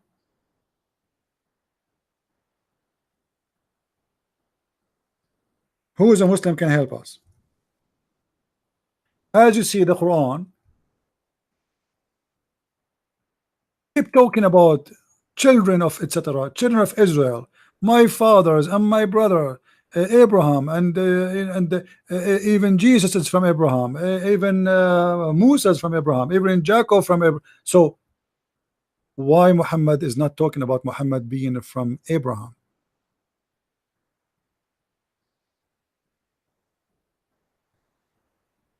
Any Muslim?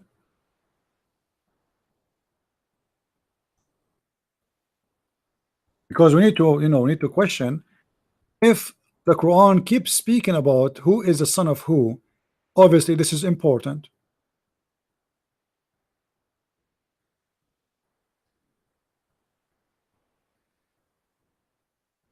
Otherwise, it's not going to be mentioned. What is important to mention to me that Abraham, you have Isaac and Jacob. Why you are telling me about them? What about just telling me, okay, there's a prophet, his name is Jacob, a prophet, his name is Isaac, a prophet, his name is Abraham. Wonderful. Why we need to know the story of the wife of Abraham and etc. And suddenly when we speak about Muhammad, there's nothing in the Quran about him. If you search in the Quran, you will find the name of Muhammad appear in a very funny way. No details whatsoever about him. You cannot find in the Quran who is Muhammad, who is his father. Nothing. The name of Muhammad appear in the Quran in 4 places. None of those verses, chapter 3 verse 144, chapter 33 verse number 40, and chapter 47 verse number 2, and then 48:29. But none of those verses say to us who is Muhammad, who is his father, what is his story, who is it, why in the Quran we need to know all the details about Abraham, about Mary and Jesus, about the Pharaoh and his wife, why we need to know about Joseph and the women, why we need to know all those, but there's nothing about Muhammad. Who is Muhammad? Muhammad was not the father of any of your men. Okay, who is Muhammad? Anybody can tell us who is Muhammad? How the Muslim they say to us Quran is a perfect book, but the Quran fail even to tell us who is the prophet we are talking about. Who is Muhammad? Why in the Quran says Abraham, his father is Azar? I mean, have you ever heard of somebody is Azar? His father is Azar. Azar in Aramaic mean foolish, stupid.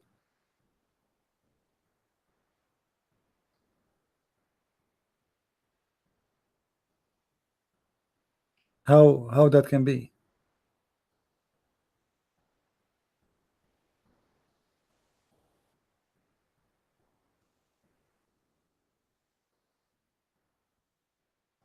Do we have any Muslim?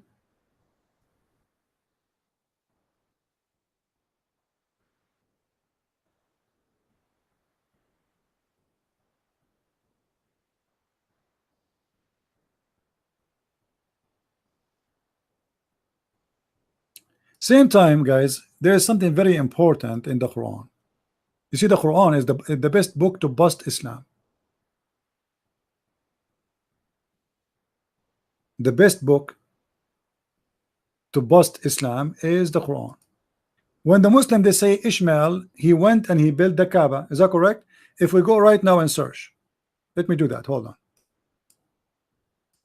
I will search in Prophet Google, peace upon him.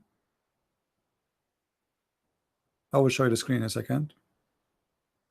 Let us switch to English.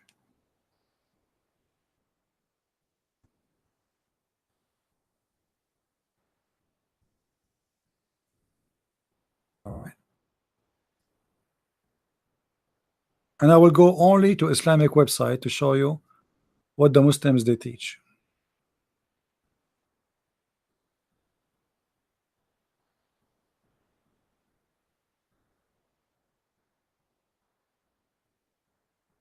Actually, even the Quran it says that. Why I want to go to but even in the Quran it says that the uh, the Kaaba was built by Abraham. But let us see what Muslim website says as long we are here. Okay.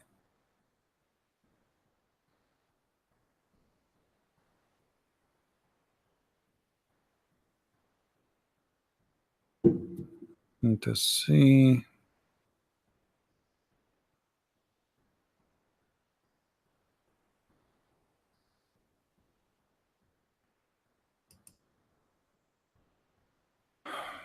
Let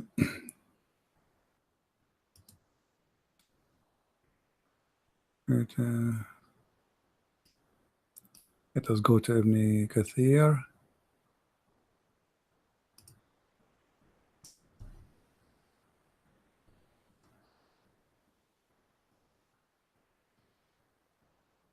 Read carefully with me, please. Building the Kaaba. Building the Kaaba. Who is the one who built the Kaaba? You will see the following. And this is what the Muslims believe.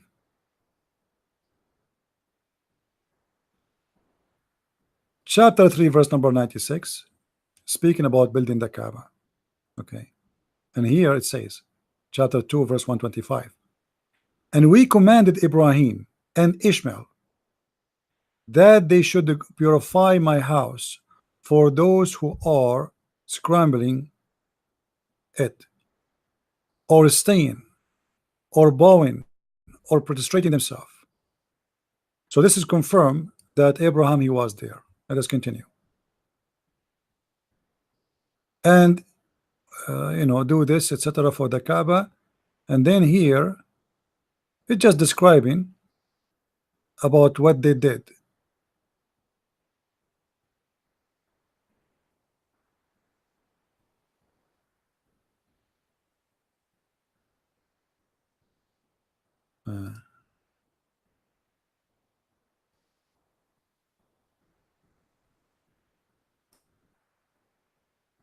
Okay, let us go then to verse. Let us go to 32, verse number 3, which is speaking about that, about building the Kaaba.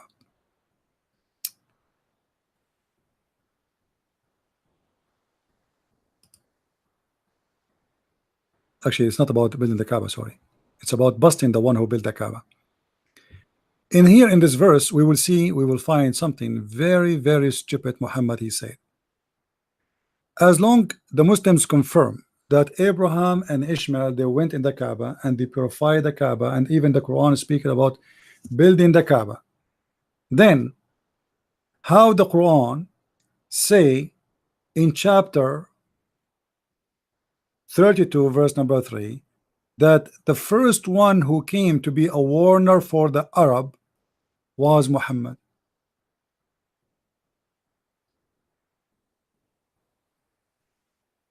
If Ishmael is an Arab and Abraham and Ishmael, they came to Mecca, if Muhammad, he confirmed that Ishmael, he learned Arabic from the Arab, so how Muhammad is the first messenger for the Arab?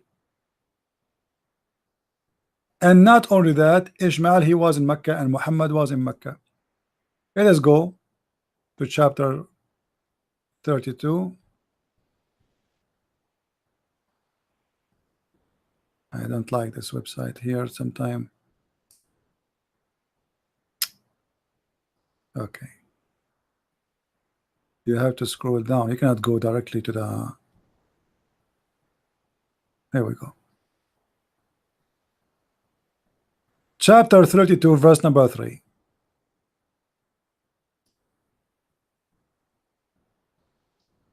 Or do they say he has forged it? So that you see the Muslims, they say that the Quran was a miracle, right? They say it was a miracle, and the Quran challenged the Arab to make something like this, but the Arab, they were laughing at it. They say this is a forgery. You know what I mean? Look at it. This is a forgery. If it's a miracle, nobody will say it's a forgery. If it's a lame, it's a stupid. It's a very clear. It's a forgery. So this is a forgery. Nay, the truth is from the Lord, that thou mightst admonish the people who have whom no warners has come to them or come before thee to them. Do you see it? There's no warner.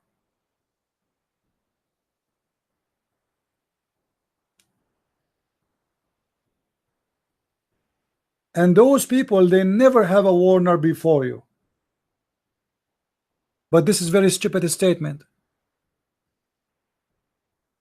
for many reasons. Number one, as we mentioned, that they believe that Ishmael and Abraham was there in the Kaaba, and they are the one who built the Kaaba. They are the one who built the Kaaba. So how you say to me there's no Warner? And we are talking about a prophet, the Muslim, they claim that he is the father of Muhammad, or the grandfather, which is Ishmael. They say Ishmael was an Arab. Okay, Ishmael was an Arab, but the Arab have no Warner before Muhammad. Ishmael is the one who built the Kaaba, and the Arab have no Warner before Muhammad. That is a stupid statement.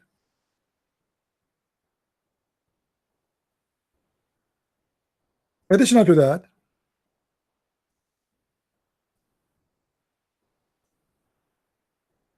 the Quran confirms that in his life there was what he called Nasara, which the Muslim they called them the Christians, and Jews around Muhammad.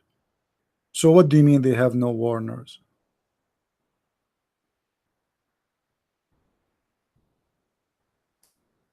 All of us, we knew that the Christians, wherever they go, they preach the gospel and they invite people to believe in Jesus.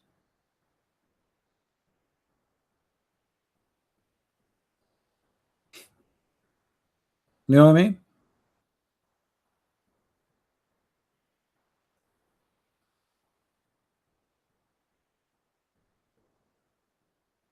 And the story of building the Kaaba is very funny. Every Islamic book have different story. Some they say the first one who built the Kaaba, it was the angels. And then Allah, he sent down Adam in India, in Bombay. Actually, it's not Bombay. It is a city exists in Sri Lanka now. And he went all the way to Mecca. You know, if we go on this, and check the story about Sri Lanka.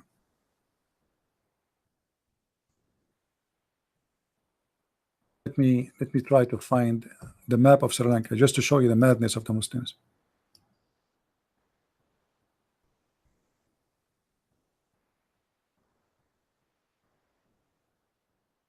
Or first, let me show you what the Muslim says about this. Let us search for it. Adam was in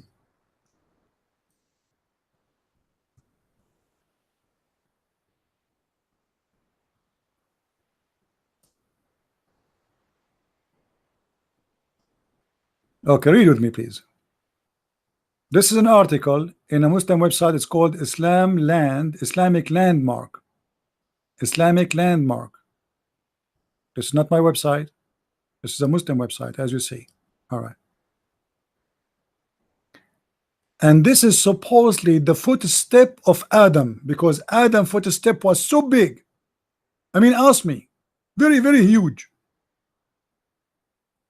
But this guy here is a Buddha. So there's a connection between the Buddha and the Muslim somehow. Let us see what's happening. This is the footprint measuring 5.7 by 2.6 foot. Prophet Adam, peace upon him, who was said to be 60 cubit tall, and this is what Muhammad said, not was said. And this is explained why his footprint is so big. By the way, why he have footprint in the rocks? I mean, it doesn't make sense. I mean, let us say he was 60 cubit tall. Is that will make a footprint in the rocks? Madness. Continue. And then they say, in the opinion of some scholars, that when Adam was taken from paradise and placed in this world, he landed in Sri Lanka. He landed where? In Sri Lanka. The Buddhists believe that the footprint to be of Buddha and the place of worship as shown above. So this is a temple for the Buddha. The Muslim trying to hijack it, claiming fiction stories, saying this is. However, both of them, they are fiction stories, but obviously this is the land of the Buddha people. They are the one before Islam there. So now by fiction story saying that Adam was landed there. Now that's it. Sri Lanka became their land. Now this is Sri Lanka. This is Sri Lanka. If we go to Sri Lanka map, you are forcing me to open Google Earth again. Unbelievable. Sri Lanka, right? Yeah. And by the way, that explains a lot of things about Islam. That Islam have the roots with the Hindus. The black stone, the Muslims they worship, they kiss, they believe it's a holy stone. The Hindus they have the same, and it is a sexual stone too.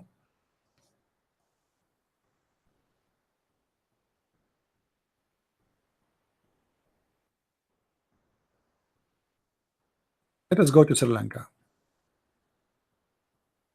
A trip, a free trip to Sri Lanka. Here we go. What is really amazing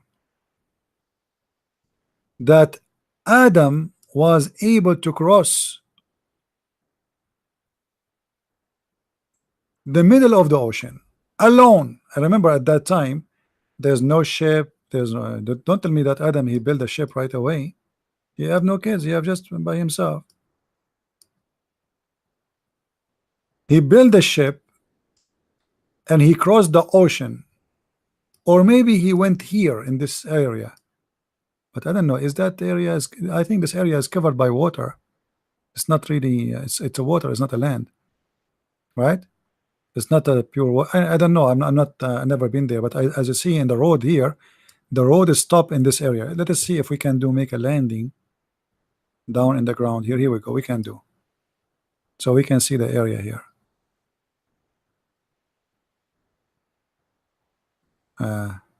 We cannot. Yeah, we can, but now we are confused about where to go, which direction.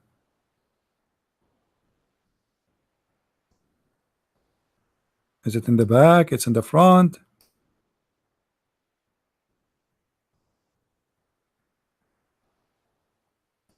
I like those villages. This is really beautiful, peaceful, as long there is no Muslims there. Otherwise, second day you will hear somebody saying takbir, let us attack the neighbor, they are Buddhas.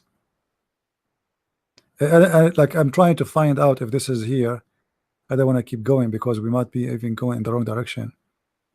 Yeah, let's try to, maybe we can land here. No, but anyway, if you zoom in, see there's no road here, there's the ocean, that's it. This is not really a road. Here is disconnected, there's small islands. So Adam, he was in Sri Lanka, and then he crossed from the end of the world to go to Mecca. Now where is Mecca located? Where is Mecca located? Guess where is Mecca located? Anybody can find Mecca for me?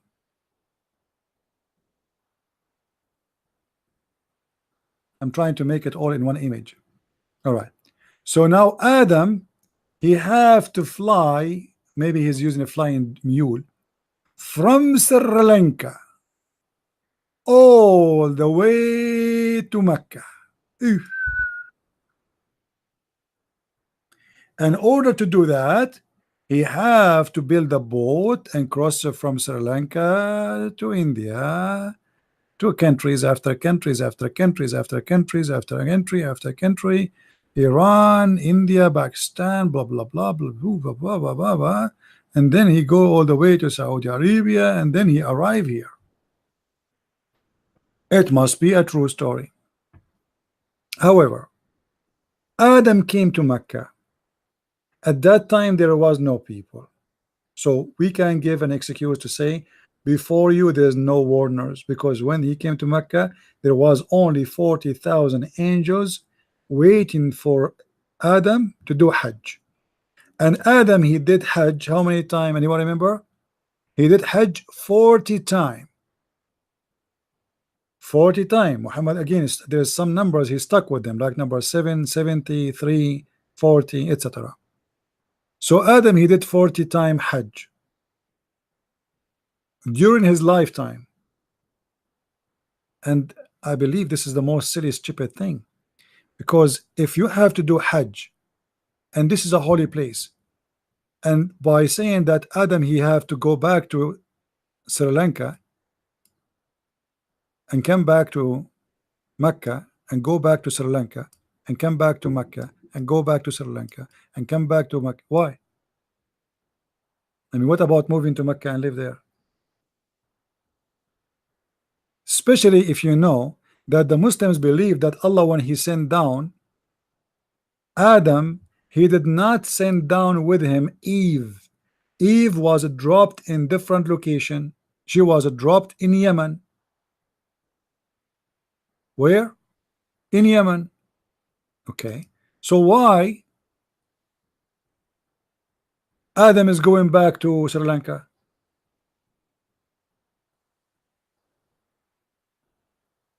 You know what I mean?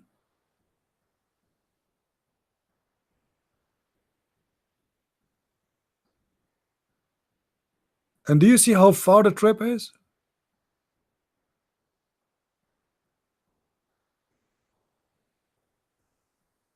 If you have my book, the new one, the last one, Sex and Allah, you will see that the black stone is a sexual stone. According to the Muslims' hadith and interpretation, the black stone became black because of the sin of mankind. What sin they are talking about? Before Islam, the Arab, they used to place the woman, she put her hand over her vagina when she have her period, and then she placed it inside the black stone, and then after that the men, they will come and they will push their penis inside the black stone and they rub it with the blood of the women. What is the purpose of this? Women who cannot have babies, they go do that. She is asking Allah to fertilize her. The black stone present the god of sexuality, present the vagina god. So this is a very sexual practice, which, you know, the Hindus don't do that. You know, the Hindus don't do that. But the Hindus, they have a black stone too, which present the private part of the male and the private part of the female, and it's black too. And now, knowing that Adam, according to Islam, is coming from India, and looking at the way the Muslims, they do Hajj, how they shave their hair, how they wear a clothes showing one shoulder, exposing one shoulder and hiding the other shoulder, that will lead us to a lot of similarity between the Hindus and Islam. And I believe strongly that the majority of the belief of Islam is coming from the Hindus, specifically when we speak about the Kaaba and the black stone. And the rest is from other religion like Christianity, Christianity, Judaism, and the Sabian.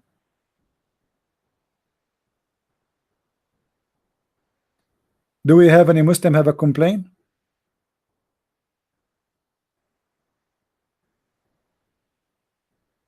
Anyone? Otherwise, you tell me why Allah he sent Adam to if Allah he want Adam to go to Mecca, why he sent him to India and Sri Lanka? Not even I mean, it's very hard for him to come. Sri Lanka is an island.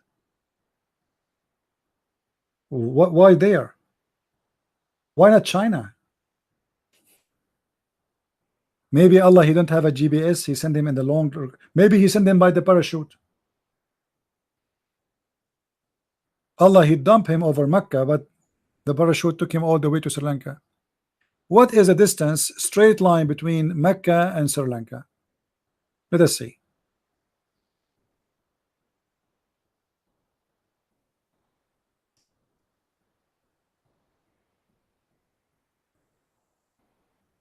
Let us see. I will take. You see, we cannot go in direct line because that means Adam he was. Actually, we have to take a direct line. Let us draw it in different way. Anyway, let us make a direct line. It's you know, it's not worth it. So if we make a direct line between Sri Lanka and Mecca, direct line, like if you are using an airplane which is going straight, which is impossible by the way, because even airlines cannot go in direct lines. There is ways they have to follow. So this is the direct line, and this is 4,620 kilometers.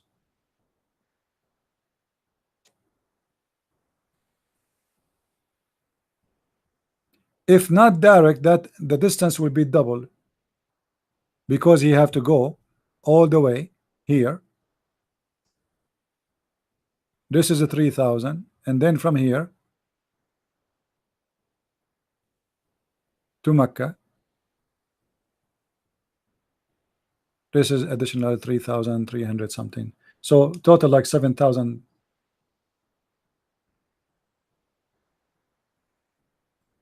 kilometer. 7,000 kilometer. What Adam was using for transportation? How long is going to take him to go through? And then he have to go back and he have to walk the same distance.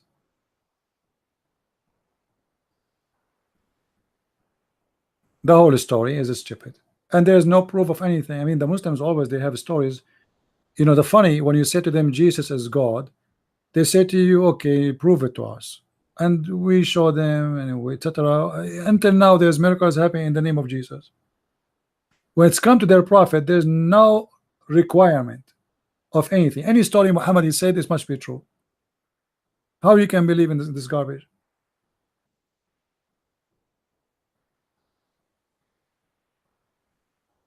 Especially from a person who believes that there is a flying carpet and flying mule, and you know, it's not a metaphorical thing, it is literally. A person who believes that the black dog is the devil, a person who imagined himself having sex but in fact he never did. How he can be trustworthy to be a prophet? Imagine if you have a witness in the court, and then you provide the judge with evidence that this witness, he imagined things happening. The judge will refuse him right away. According to the Muslims and the wife of Muhammad, the prophet, he imagined himself doing things he never did, including having sex, which means even sex, which always you cannot do it alone. I mean, you cannot have sex alone. If you have a sexual things, but it's not, you are not with someone, this is not sex, this is different thing. Muhammad, he imagined himself having sex with his wife, but in fact he did not. This is how far this man going with his madness. The same as the story we showed you, that he was cursing the devil who he tried to catch him during the prayer.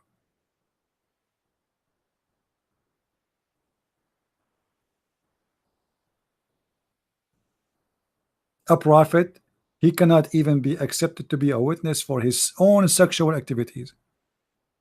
Muhammad imagined himself, the prophet continued for such and such period, imagining that he has slept, had sexual relationship with his wives, and in fact he did not.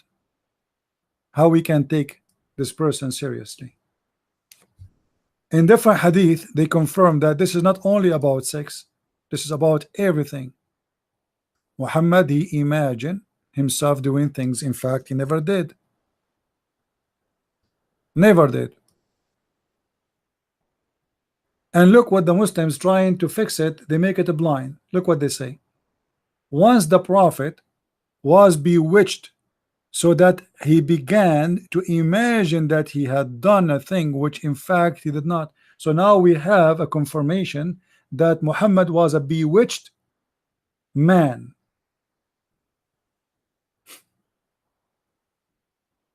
I don't believe in such a garbage, but you are confirming to me that Muhammad is under the control of the devil. This is what bewitched mean. The devil, he got hold on him.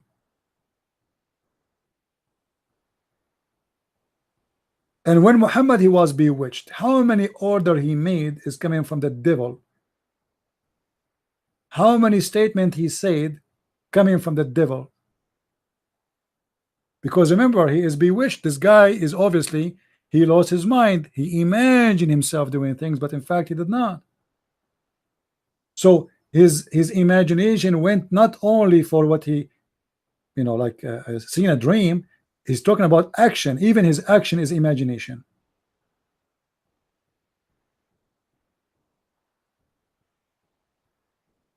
So how Muhammad can be a prophet of God when he is under the black magic? I don't believe in black magic. I believe it's stupid. Somebody will say to me, the Bible speak about magic. This is what people they think. Like the story of Moses, they think that this is his magic because they are magician. But Moses did not do magic. Moses is doing a miracle for God. Jesus did not do magic. Jesus was doing a miracle.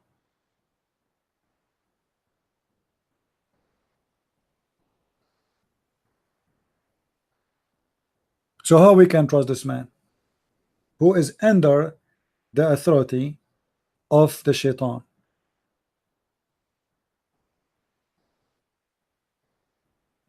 Any Muslim can answer?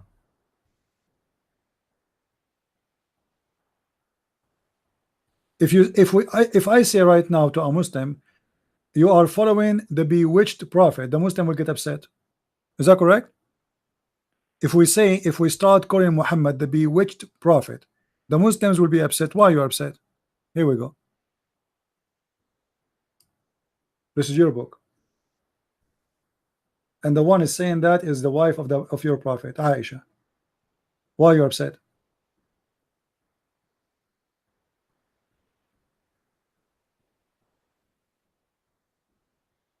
So Muslims, why you follow a bewitched prophet?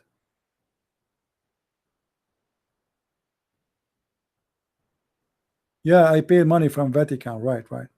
And I pay from the Mossad too. But still you can't answer my question. The Syria Abdul, they cannot answer. Christian Prince, you pay money from Vatican. Christian, you don't even know how to say the word.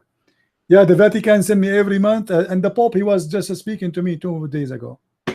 And can you answer me about the bewitched prophet? Here we go. We answered you now. So are you going to give me an answer? Why Allah he allowed his prophet to be bewitched, controlled by the devil? Everybody will pay me money. What's your problem? Welcome. Money is welcome. No problem. I am better than Muhammad? No. Muhammad is better than me as a prophet of Allah, right? Muhammad in the Quran said, anyone wanna see Muhammad in a private consultation, you have to pay him. Do you want me to show you the verse? Do you want me to show you the verse? You got a prophet, he will not even talk to you unless you pay him first. Before you talk to him, you have to pay him. Why is that Dr. Muhammad clinic?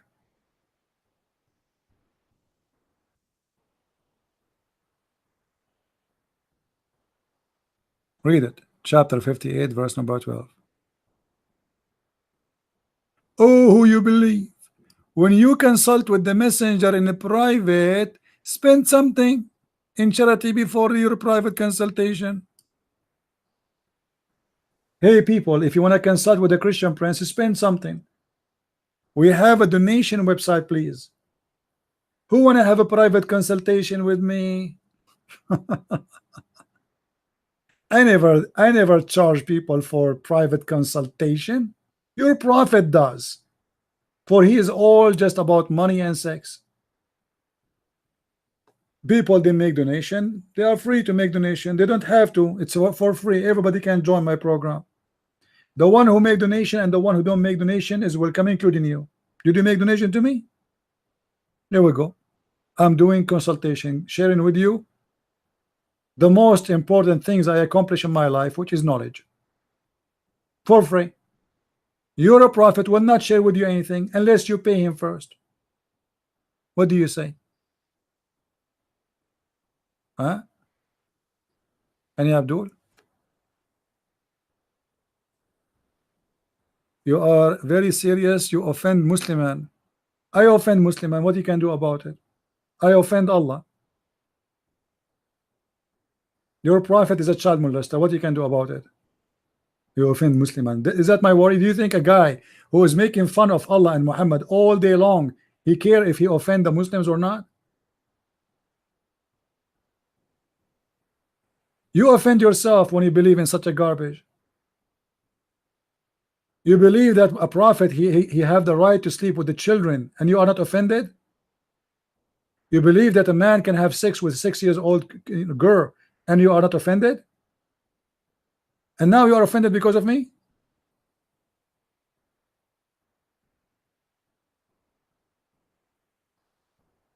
Any Abdul?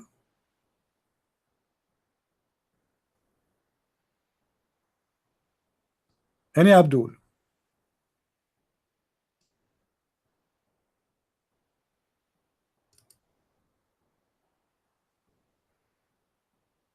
Do we have any Abdul?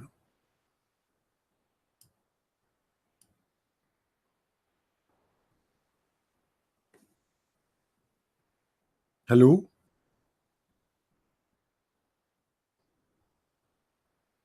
If there is any Abdul, let me know. I will be happy to help you. Free consultation. I charge nothing. You pay nothing. It is totally for free. And you might even get a shirt. It says any Abdul. What do you say? I mean, seriously, the first time I saw those pictures, I don't know who of you is doing that.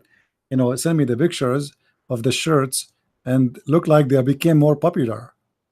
And they are asking me, some of you asked me, like, we can buy it from? I'm not the one who did that. I have no idea. Don't ask me.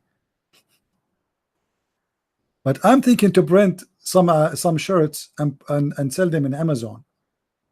Any Abdul, right? I think that would be a great idea. And this guy, he made this is another additional shirt. Christian Prince.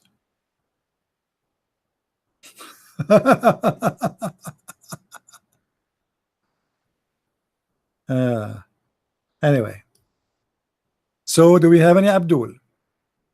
Any objection for what we said?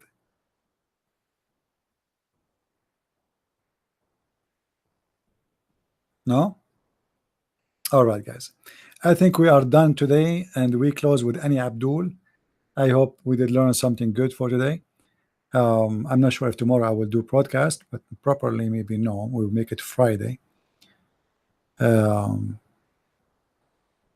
again, remember,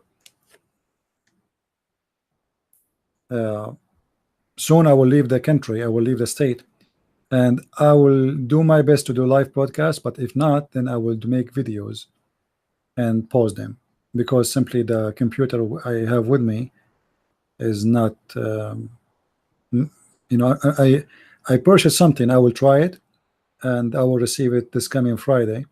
I will see if it's really good for the money I spend to do live broadcasts, if it can handle or it can make editing videos. If not, then we will see if we can do it overseas.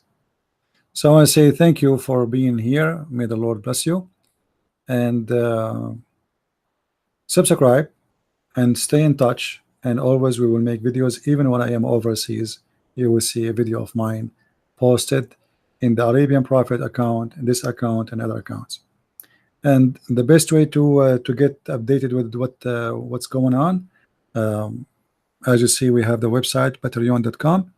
You can subscribe there, and you can subscribe to our Facebook and Twitter, so you will be informed immediately. And don't forget minds.com. Let me show you the minds.com. All right, here this is our Facebook address / the Christian Prince, and this is minds.com / Christian Prince, and this is Twitter. Christ is the one, and then #1, and for sure Patreon, which you see in the screen already. So subscribe and be with us always, so you can be updated. And I hope things will get better and better, and I will hear more and more news from Muslims leaving this cult for what is better. And there's no better name under the sun or in heaven better than his name. That is my Lord, the Messiah. He is not the Lord of maybe, he is the Lord of sure. His promises is a true promise. His miracles are real. He is alive, and even the cult of Islam witness for that. He is the living Lord right now in heaven, and every man either dead or will die. Every human being. But the Muslims yet witness that every human being die, including their prophet, except one name. His name is the Messiah, the Christ, the King of the Kings, the Alpha and the Omega, the truth and the resurrection. Even the false prophet Muhammad, he could not resist to call Jesus the Spirit of God. He could not resist to say that Jesus is the Word of God, for he is the Word. The Messiah is God in flesh, the Word of God, the walking, talking, living Word of God. This is who is the Messiah, and by him and for him everything was created. He commit no sin, he commit no crime. He taught love and mercy.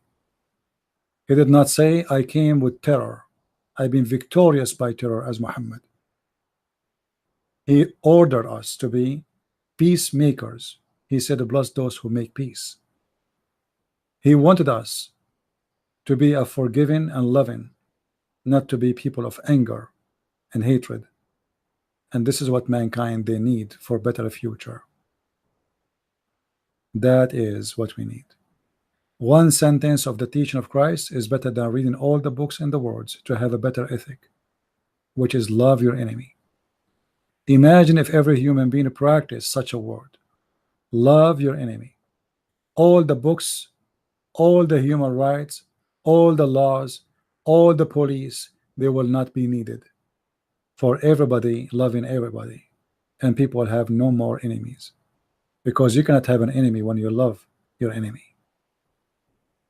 We are in a very troubled world because we are not following the teaching of Jesus.